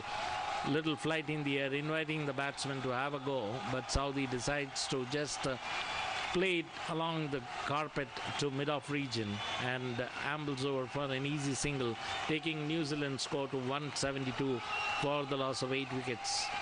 Now it'll be Matt Henry to face Adil Rashid, and this time he plays it off his wrist on the leg side to short mid-wicket region. No fielder there. Wicketkeeper has to run from behind the stumps, and the batsman amble over for an easy single, taking the score to 172 for the loss of 73 for the loss of 8 wickets. This time once again Southee playing this one on the outside to long off and crosses over for an easy single, keeping the scoreboard ticking to 174 for the loss of 8 wickets. New Zealand. Everyone expected this match to be a cliffhanger, but unfortunately has turned out to be a dance squib. What were fireworks were expected from both the teams, but right from the toss, everything has gone England's way. As we have Adil Rashid coming in and bowling to Henry, and beaten all ends up as he lunges forward. His back foot well entrenched inside the crease. Wicketkeeper Josh Butler knocks off the bails, but of course doesn't appeal. Realizes that his back foot is well entrenched. That was a good delivery from Adil Rashid. He bowls this time once again, and off his pads he flicks it past the deep square leg, gets a single. So end of 41 overs. New Zealand 175 for 8. Southees on 4. Henry's on 5. And New Zealand now really with their backs to the wall. Least they can do is try desperately to consume as many overs as possible. Runs do not matter. 4s have dried up. 6s out of question. So it's only a matter of time that how many overs will they play before they eventually fold up and England march on into the top 4. That is, they cement their place, 3rd place in the top 4, and then Bangladesh holds the key. Should they beat Pakistan automatically, New Zealand will still make it to the semi-finals. But if Pakistan beats Bangladesh by a good margin, then New Zealand will say goodbye 2019 ICC World Cup. And this time the ball from Wood, Damodar, an ambitious shot from Henry. यहाँ और पहली गेंद पर जो short of line गेंद थी pitch होने के बाद थोड़ा ऊपर की तरफ उठ रही थी ऑफ साइड पर, जिसे थर्ड मैन की तरफ खेलना चाहते थे बल्लेबाज। चूंकि इस गेंद पर वुड गेंदबाजी कर रहे हैं, मार्क वुड 14 विकेट इस विश्व कप में उनके नाम पर। हेनरी उनके सामने, मैट हेनरी जो मूलतः गेंदबाज हैं लेकिन बल्लेबाजी में क्या कमाल दिखा पाते हैं ये देखना बाकी। एक बार फिर से अब लगता है कि लड़ाई शुरू हो चुकी है मीडियम पेस बॉलर्स की आपस में, क्योंकि हेनरी भी तेज़ गेंदबाजी करना पसंद करते हैं। वुड ने बिल्कुल शॉर्ट ऑफ लाइन गेंद उनके शरीर की तरफ रखी और जैसे तैसे उछलते हुए गेंद को रोका भर। चेहरा एक तरफ था, बल्ला एक तरफ था और ग्लव्स पर आकर गेंद टकराई। किस्मत वाले रहे कि गेंद शरीर पर नहीं टकराई। 176 8 विकेट के नुकसान पर साउथी खेल रहे हैं 4 पर, सामना करेंगे गेंदबाज वुड का। हेनरी 6 पर, साउथी को भी चमकाया शॉर्ट ऑफ लाइन गेंद के साथ, लेकिन साउथी के पास ज़्यादा अनुभव। गेंद को देखा, पहले ही पढ़ लिया था कि बल्लेबाज के इरादे क्या हैं, छोड़ दिया गेंद को विकेट कीपर बटलर की तरफ जाने दिया। 142 किलोमीटर प्रति घंटे की रफ्तार से फेंकी गई है शॉर्ट ऑफ लाइन गेंद मार्क वुड के द्वारा। जैसा मैं बता चुका हूं कि 14 विकेट इस विश्व कप में उन्होंने लिए हैं। एक बैकवर्ड पॉइंट, कवर्स और मिड ऑफ ऑफ साइड पर, ऑन साइड पर मिड ऑन और शॉर्ट मिड विकेट 30 गज के दायरे के अंदर। एक बार ओवर पिच गेंद ड्राइव किया लेकिन सीधे मिड ऑन के फील्डर के हाथ में गेंद पहुंचेगी, रन की कोई संभावना नहीं। एक डीप थर्ड मैन लिया है ऑफ साइड पर, एक deep sweeper covers, on side पर बैकवर्ड स्क्वायर लेग। ये फील्डिंग है इस मुकाबले में कप्तान मॉर्गन द्वारा जमाई गई है और वे कहीं से भी इस मैच को इजी नहीं ले रहे हैं। वे जानते हैं कि मैच उनकी पकड़ में है, लेकिन वे ये भी सोच रहे हैं कि अनिश्चितताओं वाला यह खेल है तो अपना 100% परफॉर्मेंस दिया जाए, हर खिलाड़ी से उससे बेहतरीन प्रदर्शन निकाला जाए। इसी बीच ये गेंद ऑफ स्टंप के बाहर कट किया गेंद को, लेकिन सीधे बैकवर्ड पॉइंट के फील्डर के हाथ में स्ट्रोक गया टीम साउथी का। फिर से रन बनने की कोई संभावना नहीं। मुकाबला अपने अंतिम पावर प्ले की तरफ आ चुका है। 41 ओवर में 175 रन न्यूजीलैंड ने बनाए हैं, जबकि पहले बैटिंग करते हुए 8 विकेट पर 305 रन बनाए थे आज इंग्लैंड की टीम ने। बेस्टो ने शानदार शतक लगाया था और इस विकेट पर 123 रन की पहले विकेट की साझेदारी की गई थी। और फिर से शॉर्ट ऑफ लाइन गेंद शरीर की तरफ आती हुई टीम साउथी ने जैसे तैसे गेंद को रोका। ओवर पूरा हुआ, इस ओवर में केवल 1 रन बना। स्कोर है टीम का 176 रन 42 ओवर के पूरा होने के बाद। टीम साउथी और मैट हेनरी के खिलाफ शॉर्ट पिच गेंदें इस ओवर में रखी थी मार्क वुड ने, और दोनों जो बल्लेबाज विकेट पर हैं वे गेंदबाजी के लिए जाने जाते हैं और दूसरी तरफ मार्क वुड भी लगातार उनकी परीक्षा ले रहे थे शॉर्ट ऑफ लाइन गेंद के साथ। तो एक कॉन्टेस्ट जयंत ऐसा लगता है कि एक अलग दिशा में चला गया था इस ओवर में। Yes, very true. It was one upmanship between both the players from England and New Zealand, as we have Adil Rashid coming in and bowling to Matt Henry, who drives it on the up straight to the fielder at mid wicket, not for any runs. Matt Henry 6 of 10 balls, Saudis on 4 of 9 balls, New Zealand 176 for 8. We are into the 43rd over, and this time Adil Rashid straying down the offside, and Matt Henry does well to play it on the offside through the covers and will get a single, taking his score to 7 of 11, and New Zealand 177 for the loss of 8 wickets in 42.2 overs. Adil Rashid is bowled to Saudi, and this time Saudi forward in defense, smothering the spin, and Adil Rashid racing through his overs. He's a very, very utility bowler, spin bowler for England, as in he comes and bowls to Saudi this time. Wrapped on the front foot as he wants to play it on the onside, making no contact, but got a thin inside edge. Adil Rashid's hands went up looking at the umpire, should I appeal or not, but refrains. As in comes Adil Rashid, and this time a cross-batted shot past the mid-wicket fielder will get certainly only a single. That was a cross-batted shot, and Saudi moves to 5 of 12, brings entry on strike. 43rd over in progress. New Zealand 178 for 8 in reply to England's 305 for 8, and this time beaten all ends up is Matt Henry as the ball spun from outside the off stump over the stumps and goes to the deep fine leg region. Batsmen pick up 2 runs, and that will be New Zealand's score will go to 180 for the loss of 8 wickets. That was an over to be watched, because Adil Rashid and how these two would play the spinners was of interest, but eventually both braved the storm of playing the spinner. Adil Rashid is a quality spinner, and one expected that he would ruffle this batsman. Morgan trying his best to wrap up the match as early as possible, not leaving it to the 50th over. Realizes that it's only a matter of time as the tail continues to whack for New Zealand. They are और 44वें over की शुरुआत एक बार फिर से Mark Wood के हाथ में गेंद. पहली गेंद स्टंप पर मिड विकेट की तरफ खेला. 148 किलोमीटर प्रति घंटे की रफ्तार की गेंद. टीम साउथी के लिए कोई रन नहीं आया. 180 पे 8. पारी का 44वां ओवर फेंका जा रहा है. टीम साउथी सामना कर रहे हैं गेंदबाज मार्क वुड का, जो 14 विकेट ले चुके हैं इस विश्व कप में. इसके पहले आदिल रशीद ने ओवर पूरा किया. 4 ओवर में 27 रन उन्होंने दिए. मार्क वुड दाहिने हाथ से over the wicket team Southee के लिए. ऑफ स्टंप के बाहर थोड़ा सा शॉर्ट गेंद जिसे कट किया था, लेकिन सीधे पॉइंट के फील्डर के हाथ में ये गेंद चली गई. ज़्यादा जगह नहीं ढूंढ पाए बल्लेबाज टीम साउथी. इस बार धीमी गेंद रखी थी टीम साउथी के लिए मार्क वुड ने. चेंज ऑफ पेस थोड़ा सा प्रयोग करते हुए आज जो गेंदबाजी हुई है, सबसे पहले क्रिस वोक्स ने शुरुआत की थी. 8 ओवर में 44 रन देकर 1 विकेट. जोफ्रा आर्चर ने 6 ओवर किए, 1 मेडन 17 रन 1 विकेट. 8 ओवर में 29 रन देकर 1 विकेट लिया है प्लंकेट ने.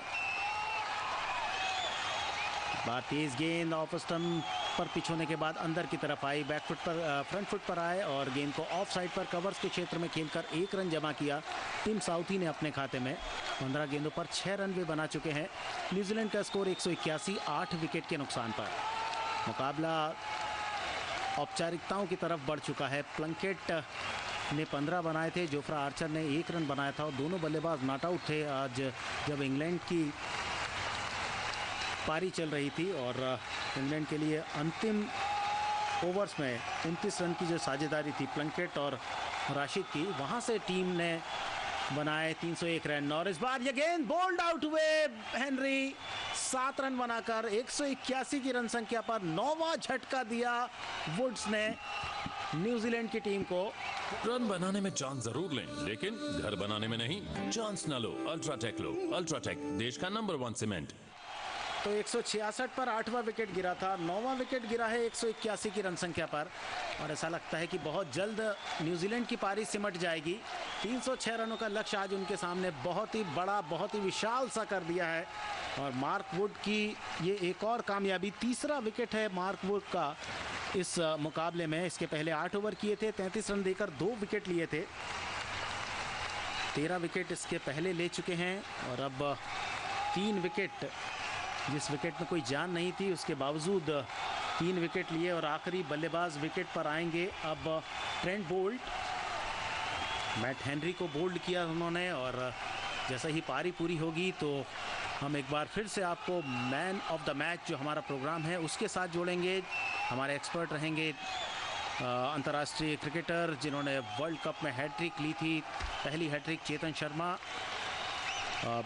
मलय नीरव, और सीनियर स्पोर्ट्स जर्नलिस्ट हैं मलय नीरव. और प्रस्तुत करेंगे अमित अरोरा और कनिष्का त्यागी. और यहाँ 9 विकेट के नुकसान पर 181 रन. 306 रनों का लक्ष्य इस समय बहुत बड़ा हो चुका है न्यूजीलैंड के लिहाज से. देखना है कब पारी उनकी संपन्न हो जाती है. पिछला मुकाबला जब दोनों के बीच खेला गया था तो पिछले विश्व कप में जीत हासिल की थी। न्यूजीलैंड ने वेलिंगटन में पराजित किया था 20 फरवरी 2015 को 8 विकेट से। तो बड़ी जीत थी, उसके खिलाफ बड़ी जीत। और अब ट्रेंट बोल्ट आए हैं मैदान पर। 29 साल की उम्र है ट्रेंट बोल्ट की। बल्ले से यदा कदा ही कुछ कमाल दिखा पाए हैं। और यहाँ Chris Wood right arm over the wicket. इस ओवर की 5वीं गेंद स्टंप पर सुरक्षात्मक अंदाज से गेंद को खेला बल्लेबाज ट्रेंट बोल्ट ने। गेंद कवर्स के फील्डर की तरफ गई, कोई रन बनने की संभावना नहीं आई। एक शॉर्ट फाइन थर्ड मैन रखा गया है, उसके अलावा एक शॉर्ट कवर्स और मिड ऑफ साइड पर 3 खिलाड़ी 30 यार्ड सर्कल के अंदर रखे हैं कप्तान मॉर्गन ने। आज बहुत ही बढ़िया कप्तानी मॉर्गन की रही। छोटे छोटे स्पेल में अपने गेंदबाजों से गेंदबाजी कराई। 7 गेंदबाजों से आज इस मैच में गेंदबाजी कराई है। वुड की ये गेंद लेग स्टंप के बाहर चले गए और गेंद को रोका। ओवर पूरा हुआ 181, 9 विकेट के नुकसान पर। This cricket commentary of ICC Cricket World Cup is being brought to you by All India Radio in association with Channel 2 Group, exclusive audio global rights holder.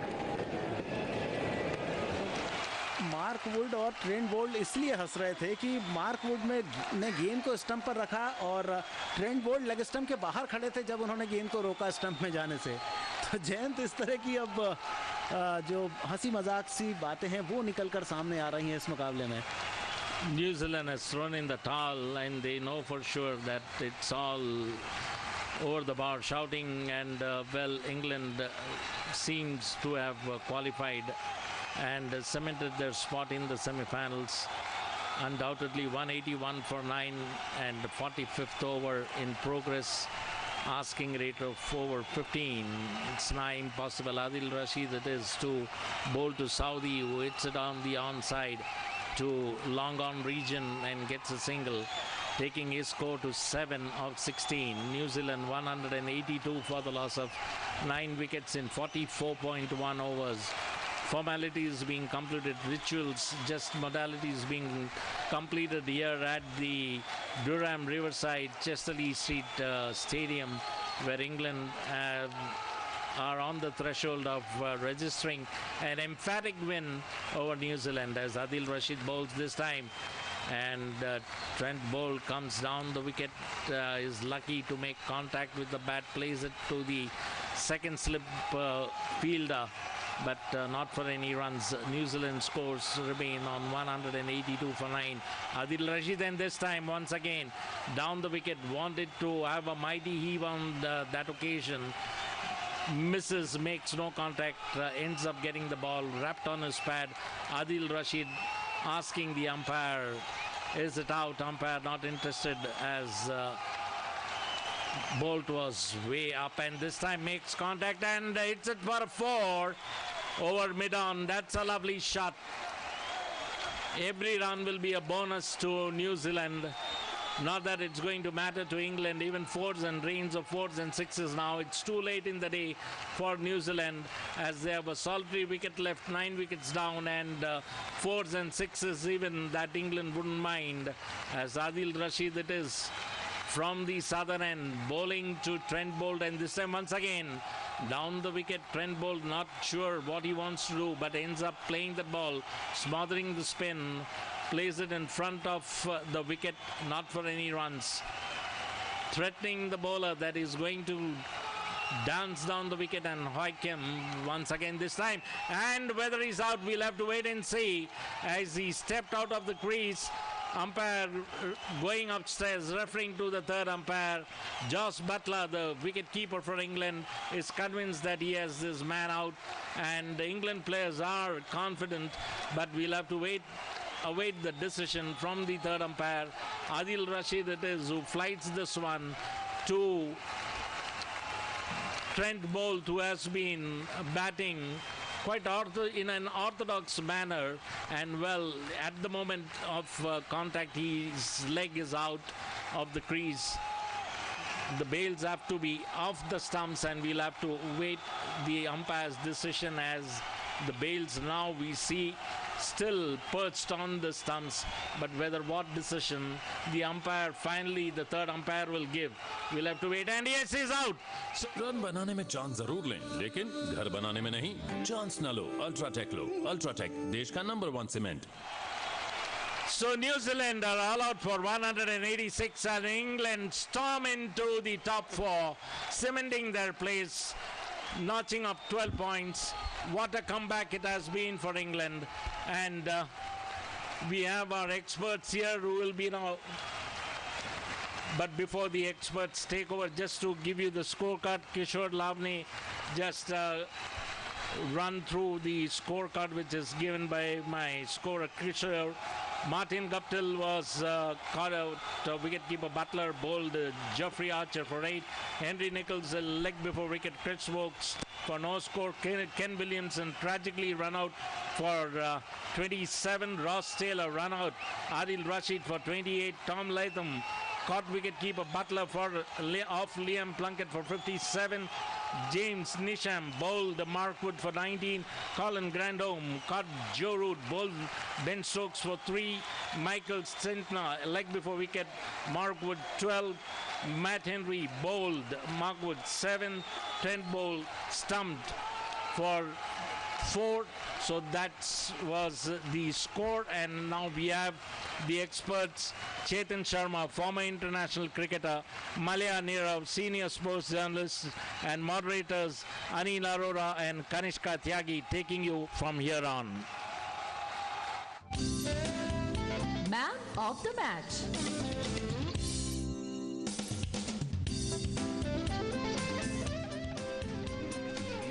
England finally securing semi-final berth in Cricket World Cup 2019. The show's called Man of the Match. I am Kanishka. I am joined by my co-anchor Amit Arora, and we have two experts in our studios to discuss the proceedings of the match between New Zealand and England. Chetan Sharma, former international cricketer, and Malaya Nirav, senior sports journalist. Welcome to the show.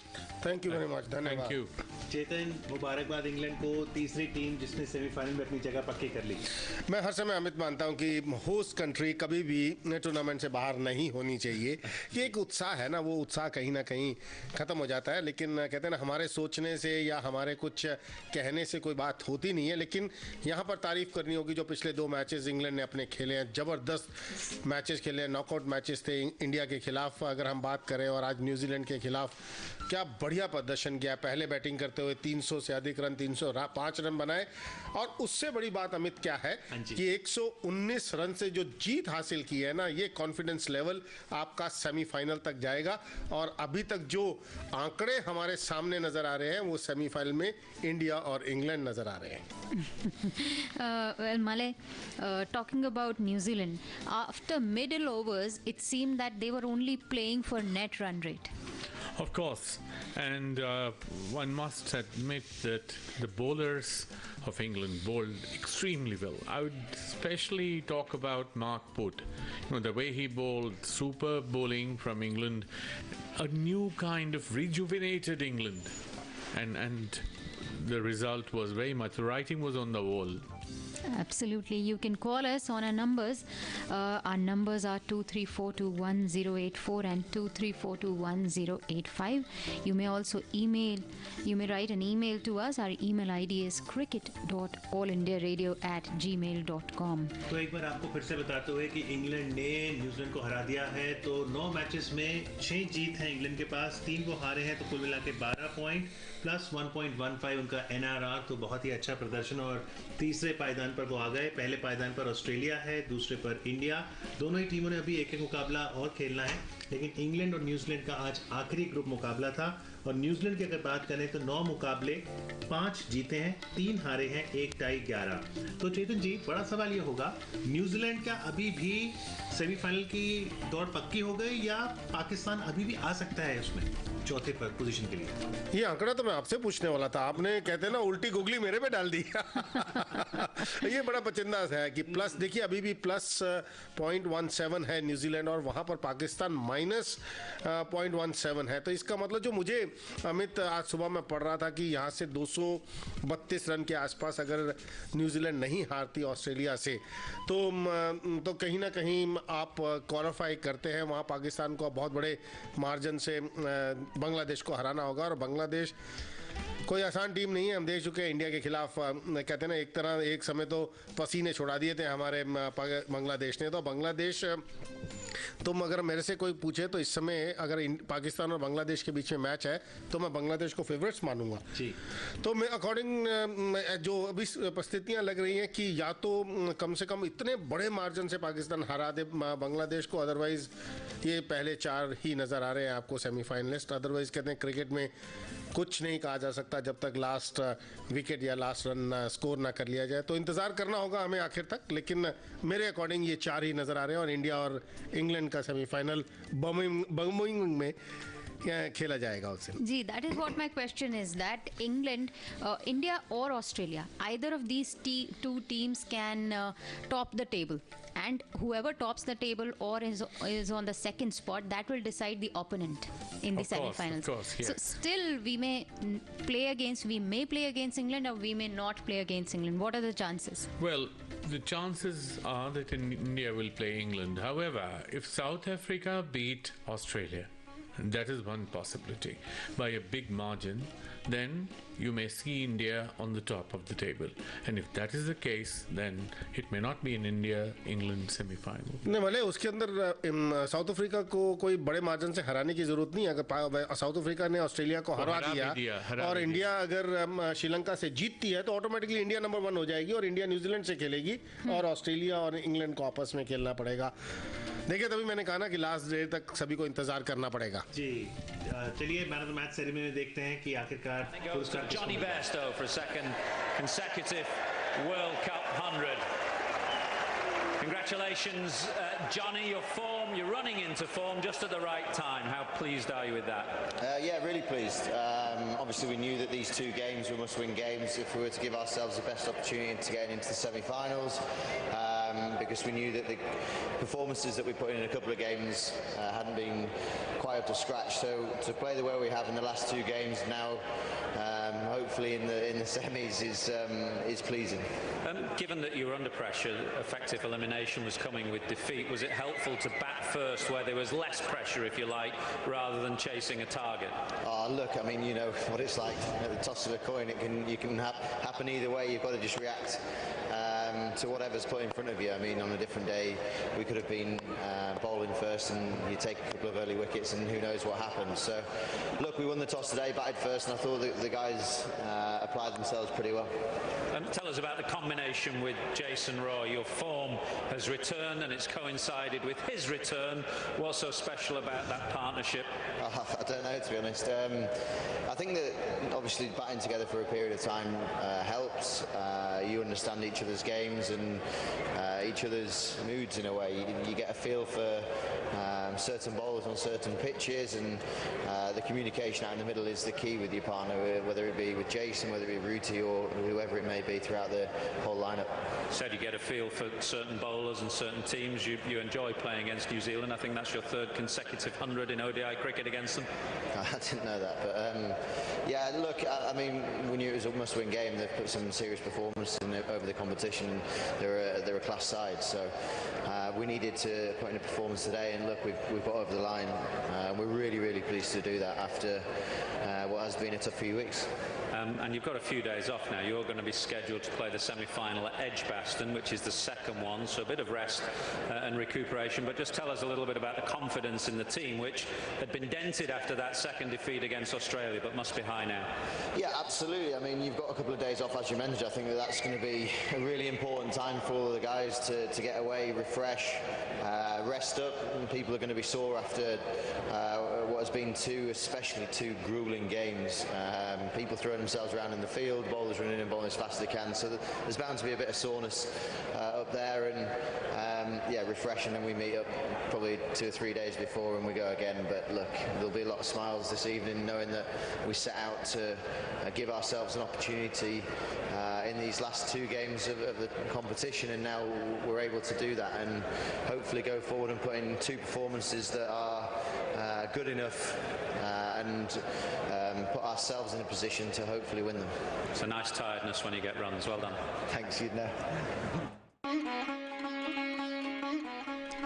Johnny Bairstow declared as man of the match for his score of 106 runs, which he scored off 99 balls, and he hit 15 fours and 1 6 in that innings. And talking about his general performance, overall performance in this World Cup, he has scored so far 462 runs. He has hit 200s and 250s. His highest is 111. Chetan, what a performance! बहुत बढ़िया performance. और important अगर कनिष्का हम बात करें, वो नहीं है कि कितने रन इन्होंने वर्ल्ड कप में बनाए, किस समय वो रन बनाए, वो सबसे इम्पॉर्टेंट है। जब क्रंच गेम्स हैं, मालूम है डू और डाई सिचुएशन है, आप एक मैच हारते ही वर्ल्ड कप से बाहर हो जाएंगे, वहाँ पर जाकर प्रदर्शन करना और अपने नर्व्स को कंट्रोल करना ही बड़े प्लेयर की निशानी है। मैं हर समय कहता हूँ बड़े मैच में जिसने प्रदर्शन किया वो उसी को बड़ा प्लेयर कहलाना चाहिए। और बेस्टो की अगर हम बात करें, hats off to this guy. और जेसन रॉय की वापसी पर जैसे अभी वो कह रहे थे कि कैसे तालमेल है, कहते हैं when you Hunt in pairs, that is very important. Other आप बैट्समैन हो या गेंदबाज हो, यू हंट इन पेयर्स। मजा आ गया इनकी पारियां देखकर जी। और इसलिए आज दोनों ही सलामी बल्लेबाजों की अगर पार्टनरशिप की बात करें तो 123 रनों की थी और वो महज 112 गेंदों में बनी। कहीं ना कहीं एक नींव बनी कि एक बहुत बड़ा स्कोर इंग्लैंड बना पाई। तो इंग्लैंड ने आज ये मुकाबला काफ़ी आसानी से जीत लिया है और इसलिए नंबर 3 पर इंग्लैंड चला गया है। भले पहले पे कौन रहेगा, दूसरे पे कौन आएगा, ये अभी निर्भर करेगा कि कैसे ऑस्ट्रेलिया साउथ अफ्रीका के साथ खेलता है, भारत श्रीलंका के साथ। लेकिन ये तय है कि इंग्लैंड नंबर 3 पे ही रहेगा। इंग्लैंड नंबर 3 पे ही रहेगा जी, बिल्कुल। तो जो सेकंड सेमीफाइनल है एजबेस्टन बर्मिंघम में, वो वहां खेलेगा। तो आपके पास काफी दिन भी है रणनीति तैयार करने के लिए। बिल्कुल, और बहुत दिनों बाद ये मौका आया है। सन 1992 के बाद, अगर आप देखें आज 27 वर्षों के बाद सेमीफाइनल में पहुंची है इंग्लैंड की टीम विश्व कप में। तो ये मौका तो बहुत उनको टाइम लगेगा अभी, मतलब टाइम मिला है उनको तैयारी करने का, तो अच्छी बात है उनके लिए। और ये देखिए 2015 में जो इनको मार पड़ी थी उसके बाद बिल्कुल कुलबुलाए हुए थे, छटपटाए हुए थे। उस छटपटाहट से निकलना चाह रहे थे कि किसी तरह से हम दुनिया में दिखाएं कि क्रिकेट का जन्म हमारे यहाँ हुआ था और हम ऐसे नहीं हैं कि इस बोझ के साथ जीते रहेंगे। और 7 दिन का गैप बहुत लंबा अच्छा गैप है और वेल डिजर्व्ड गैप कहना होगा कि जब आप 2 इतने टाइट गेम्स खेलते हैं उसके बाद आपको थोड़ा रेस्ट मिल जाए और वो भी सेमीफाइनल से पहले, तो बहुत बड़ी बात रहेगी। लेकिन सबसे ज़्यादा मैं तारीफ एक और प्लेयर की करना चाहूँगा, ज़फरा आर्चर की, जो मतलब इंग्लैंड के हाईएस्ट विकेट टेकर बन गए हैं 1 विकेट लेने से। इससे पहले इयन बोथम ने 1992 में 16 विकेट्स लिए थे वर्ल्ड कप में। एक खिलाड़ी जिसका सिलेक्शन नहीं हो रहा था, सारे सीनियर प्लेयर्स रिक्वेस्ट कर रहे थे सिलेक्टर से कि इस प्लेयर को वर्ल्ड कप टीम में रखना चाहिए, और देखिए किस्मत ने कितना जोर मारा कि वो वर्ल्ड कप के हाईएस्ट विकेट टेकर हो गए अभी तक जितने वर्ल्ड कप खेला है इंग्लैंड। जी जी चेतन, अगर पाकिस्तान की बात करें, आज बहुत ही हिलेरियस चीज़ें, मजाकिया चीज़ें ट्विटर पर, सोशल मीडिया पर चल रही थी कि पाकिस्तान का चांस कैसे बनता है आने के लिए टॉप 4 में। अब देखिए बात ऐसी है, सभी को 9 गेम्स मिले थे और आपको अपने अपने गेम्स जीतने थे, तो वो उसमें एक और बात भी चल रही थी ना, सवारी अपने सामान की खुद जिम्मेदार है। तो अपनी जिम्मेदारी अपने हाथ थी, अगर आपने वो जिम्मेदारी नहीं निभाई अच्छी तरह तो किसी के निर्भर होकर, किसी पर निर्भर होकर आप क्रिकेट नहीं खेल सकते। हर समय ये कहा जाता है कि आपको गेम मिला, आप जाइए जीतिए और अपने पॉइंट्स अर्जित कीजिए, ना कि वो हारेगा वो उसको हरा देगा, हम उसको हरा देंगे। ऐसे परम्यूटेशन कॉम्बिनेशंस से कभी ना क्रिकेट खेली गई है, ना क्रिकेट खेली जानी चाहिए। और शुरुआत में कहते हैं ना, पाकिस्तान ने जो शुरुआत की थी वो ख़राब शुरुआत की थी, उससे उभर नहीं पाए पाकिस्तान। और कहते हैं ना, जब उभरने की कोशिश की तो माइट भी कहीं ना कहीं देर हो गई। मैं तो खुश होता अगर वो सेमीफाइनल में आते और इंडिया और पाकिस्तान का सेमीफाइनल होता, वो तो मज़ा ही कुछ और होता। लेकिन अब मुझे लगता नहीं ऐसा हो पाएगा। जी, आइए न्यूजीलैंड के कप्तान को सुनते हैं। To go out and play a better brand of cricket, one that obviously allows us to be a lot more competitive than we have done in the last few games. But saying that, there are a lot of variables in these games, as we've seen, and the margins on the scoreboard have looked big. But for us it's important we look at it for what it is, but definitely need to learn from it to be better moving forward, hopefully. You mentioned the variables. Was today, did you feel that England got the best of the conditions? The pitch seemed to noticeably slow down throughout. I mean, look, I think they did get the best of the conditions, but they were also the better team. So they outplayed us in all facets, and they deserved the win without a doubt. And the conditions didn't, I guess, decide the result. But at the same time, I think the conditions changed a lot after perhaps the first 20 overs of their batting, and it did slow down a lot. And obviously the cutters into the pitch became a lot more effective. Whereas you know, the top order of the England side obviously so dominant and powerful, and they came out and played their shots, hit through the line nicely, and put us under pressure from the start. So full credit to the way England played today. You did drag it back at one point. You're looking at 360, 70, and you got it to 300 or thereabouts. You'd have recognised that the pitch did change a little bit or seemed to slow up, but did you still fancy your chances at the halfway stage? Did you feel you were in the game? Oh yeah, without a doubt. Obviously it was nice to be able to pull it back. I think the way the surface changed, it obviously allowed us to do that. We were under a bit of pressure, or a lot of pressure in that first half of that innings, but we knew going into the second half we needed to build partnerships and do that for long periods to take the game deep, and we weren't able to do that. We once again we sort of haven't quite had a flow with our batting just yet, and I mean there's been, like we mentioned, a number of variables that perhaps have not allowed that, but at the same time it's just trying to be smart with our cricket.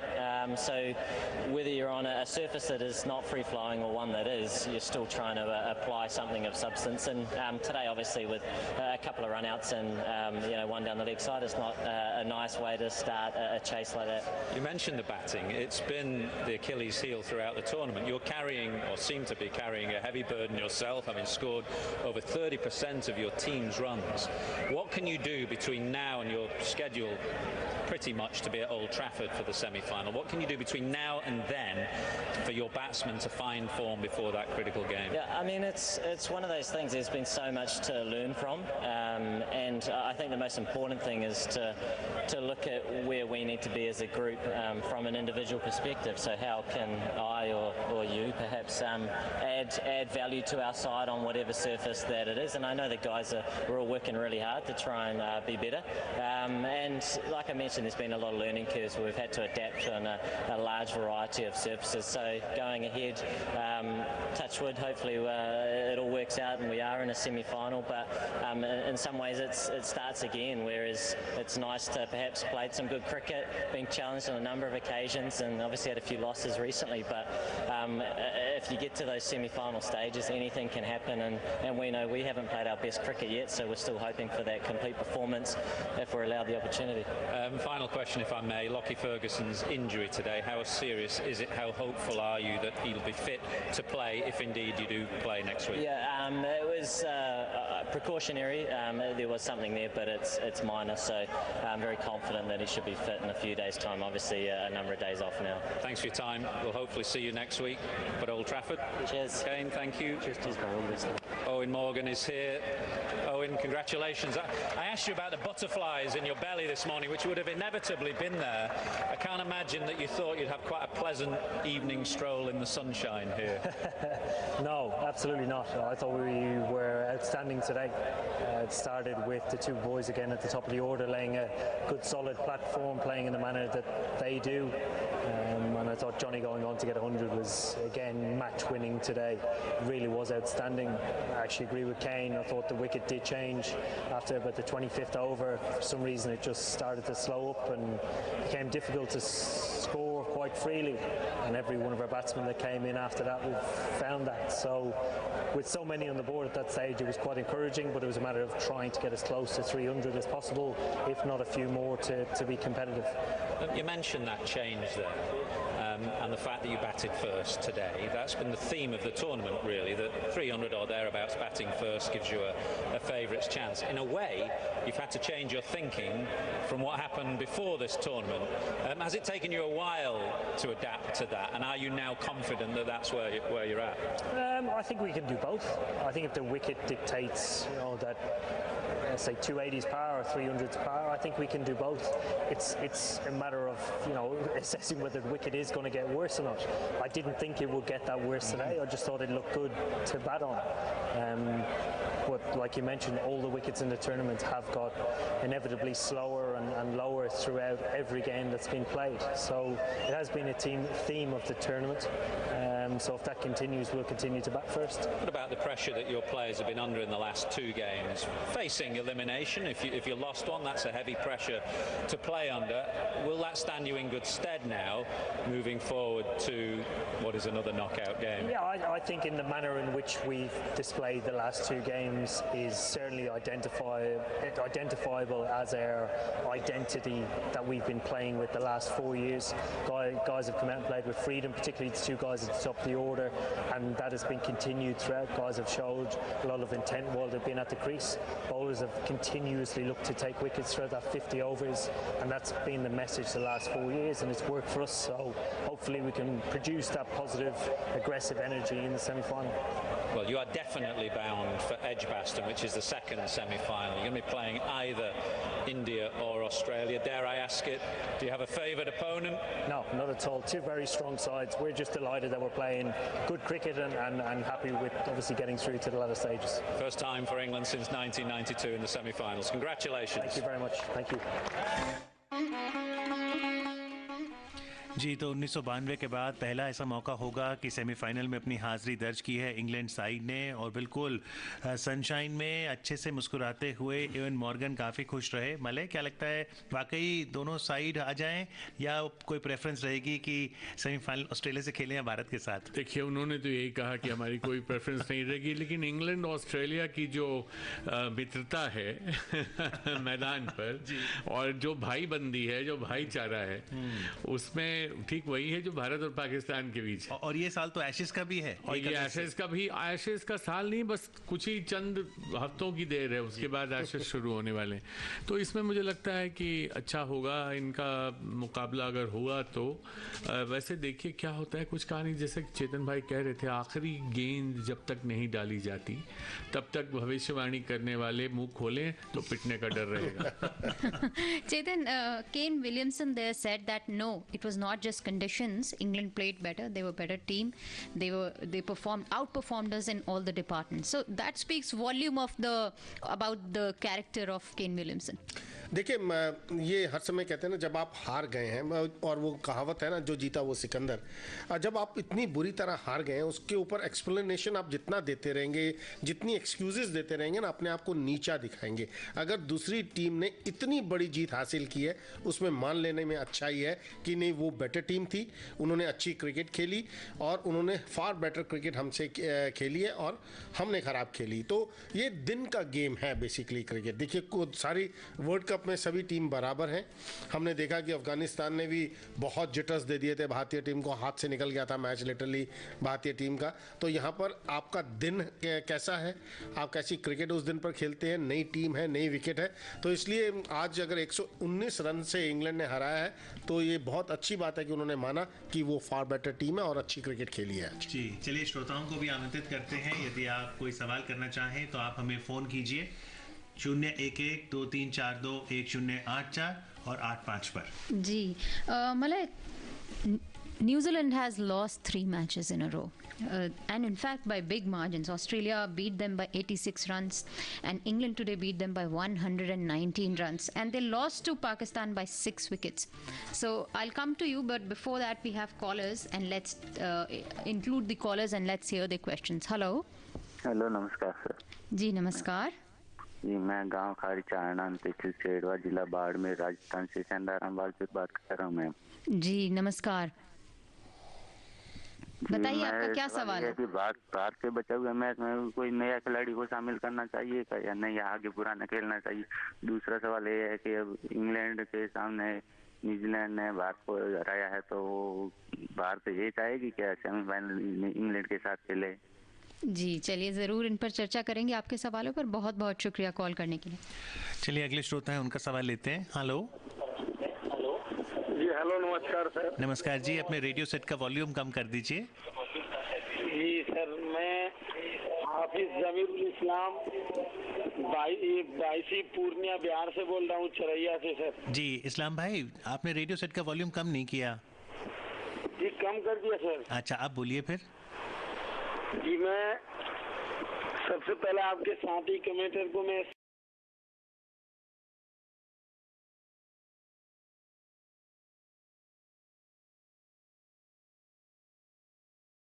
जो है वो ये है कि पाकिस्तान की team is out of the world cup. अभी तक क्या, हर वक्त आउट है, क्योंकि अब जो चांसेस हैं वो नील हो चुके हैं पाकिस्तान के। बाकी पॉइंट्स टेबल में आपके सामने चुपकाने लगा हूं, जाकर आप उसको देख सकते हैं। अपडेटेड पॉइंट्स टेबल मेरे सामने हाजिर हो।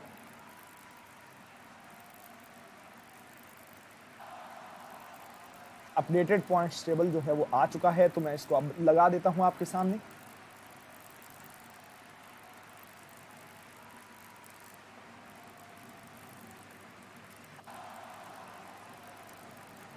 पॉइंट्स टेबल जो है वो अब मैं लगाने लगा हूं, आप उसको देख सकते हैं। बिल्कुल जो है वो अपडेटेड पॉइंट्स टेबल होगा वो। ये तो पुराना है, ये नया है, लेकिन ये भी पुराना है दोस्तों। ये क्यों? अच्छा नहीं, नया है, बिल्कुल नया पॉइंट्स टेबल है ये देख लीजिए आप लोग, अपडेटेड पॉइंट्स टेबल। 9 मैचेस खेल रखे हैं इंग्लैंड और न्यूजीलैंड की टीम ने, और जो रन रेट है वो +1.7 है, 0.17 न्यूजीलैंड की टीम की। पाकिस्तान की अगर रन रेट की बात करें तो -0.792 है उनकी। तो देख लीजिए पॉइंट्स टेबल आप भी, आपके सामने जो है वो आ चुका है दोस्तों।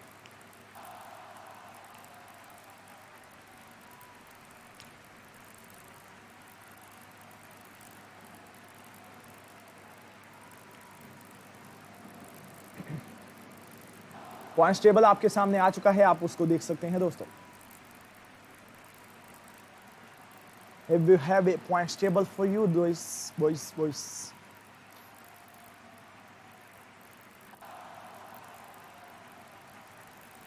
लेकिन ये है कि पाकिस्तान की टीम ने पिछले 3 मैचों में अच्छा परफॉर्म किया था, लेकिन जो पहली फतह जो काम क्या करते हो सुंदर? जी मेरी टेलरिंग की दुकान है। दर्जी, मेरी बेटी की शादी किसी प्रोफेशनल से होगी।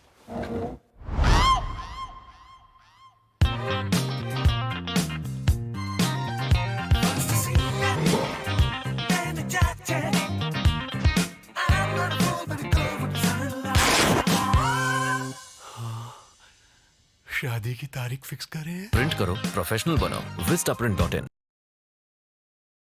चाहिए। ठीक है भाई मेरे, ठीक है। अनायत खान, बिल्कुल ठीक है, मैं आपकी बात समझ रहा हूं, और हो सकता है कि मैं अच्छा इंसान भी हूं, लेकिन आप क्या साबित करना चाहते हैं यहाँ पे? ये पढ़िए अनायत भाई के कमेंट्स।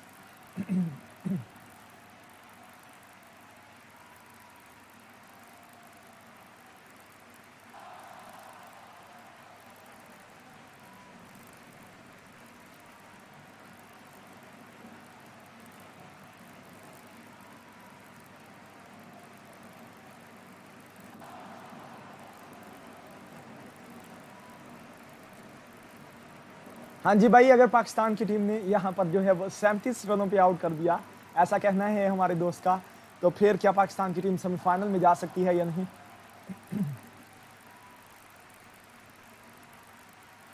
तो भाई बिल्कुल ऐसा होता है, हो सकता है। अगर 37 रन पर यहाँ पर जो टीम है उसको आउट कर दें, और फिर कह लीजिए कि 10 विकेटों से जीतें और 5 ओवर्स में जो है वो रन पूरे कर दें, लेकिन ये ख्वाबी बातें हैं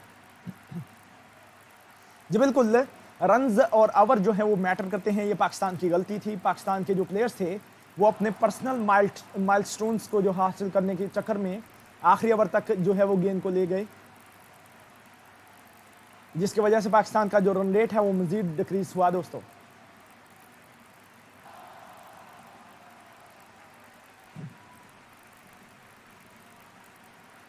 और इस हार के बाद टीम में तब्दीली आना चाहिए, ऐसा कहना है मोमिना का,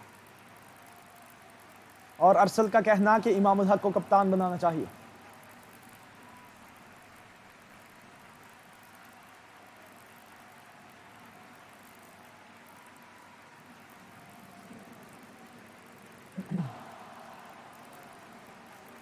पाकिस्तान की टीम दोस्तों सेमीफाइनल नहीं खेलने वाली।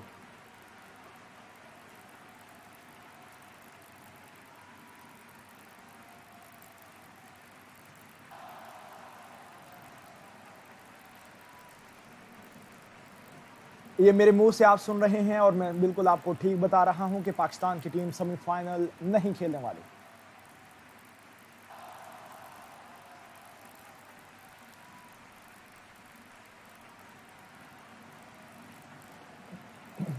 क्योंकि क्रिकेट जो है वो अनप्रेडिक्टेबल गेम जरूर है, लेकिन इतना अनप्रेडिक्टेबल गेम जो नहीं है कि एक इंटरनेशनल स्टैंडर्ड की जो टीम है वो 37 रन पर आउट हो जाए। क्योंकि अगर बांग्लादेश की जो टीम है वो 37 रनों पे आउट होगी तो फिर ही पाकिस्तान के चांस बन सकते हैं, और ये चीज जो है वो अब नहीं होगी दोस्तों। 137 रन होते तो फिर तो चले मान लेते हैं कि कोई चांस बनता था।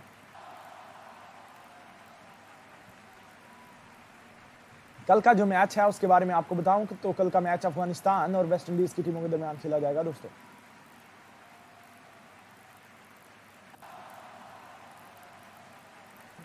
और जो अफगानिस्तान से पाकिस्तान का मैच था वो पाकिस्तान की जो टीम है वो बहुत बुरे अंदाज से हारी थी दोस्तों। मतलब जीती तो थी लेकिन बहुत बुरे अंदाज से। स्कोर कम थे तो पाकिस्तान की टीम को जो है वो कोशिश करना चाहिए थे कि उन स्कोर्स को जो है वो 30 ओवर्स में कम से कम जो है वो हासिल कर लेते, लेकिन ऐसा नहीं हुआ।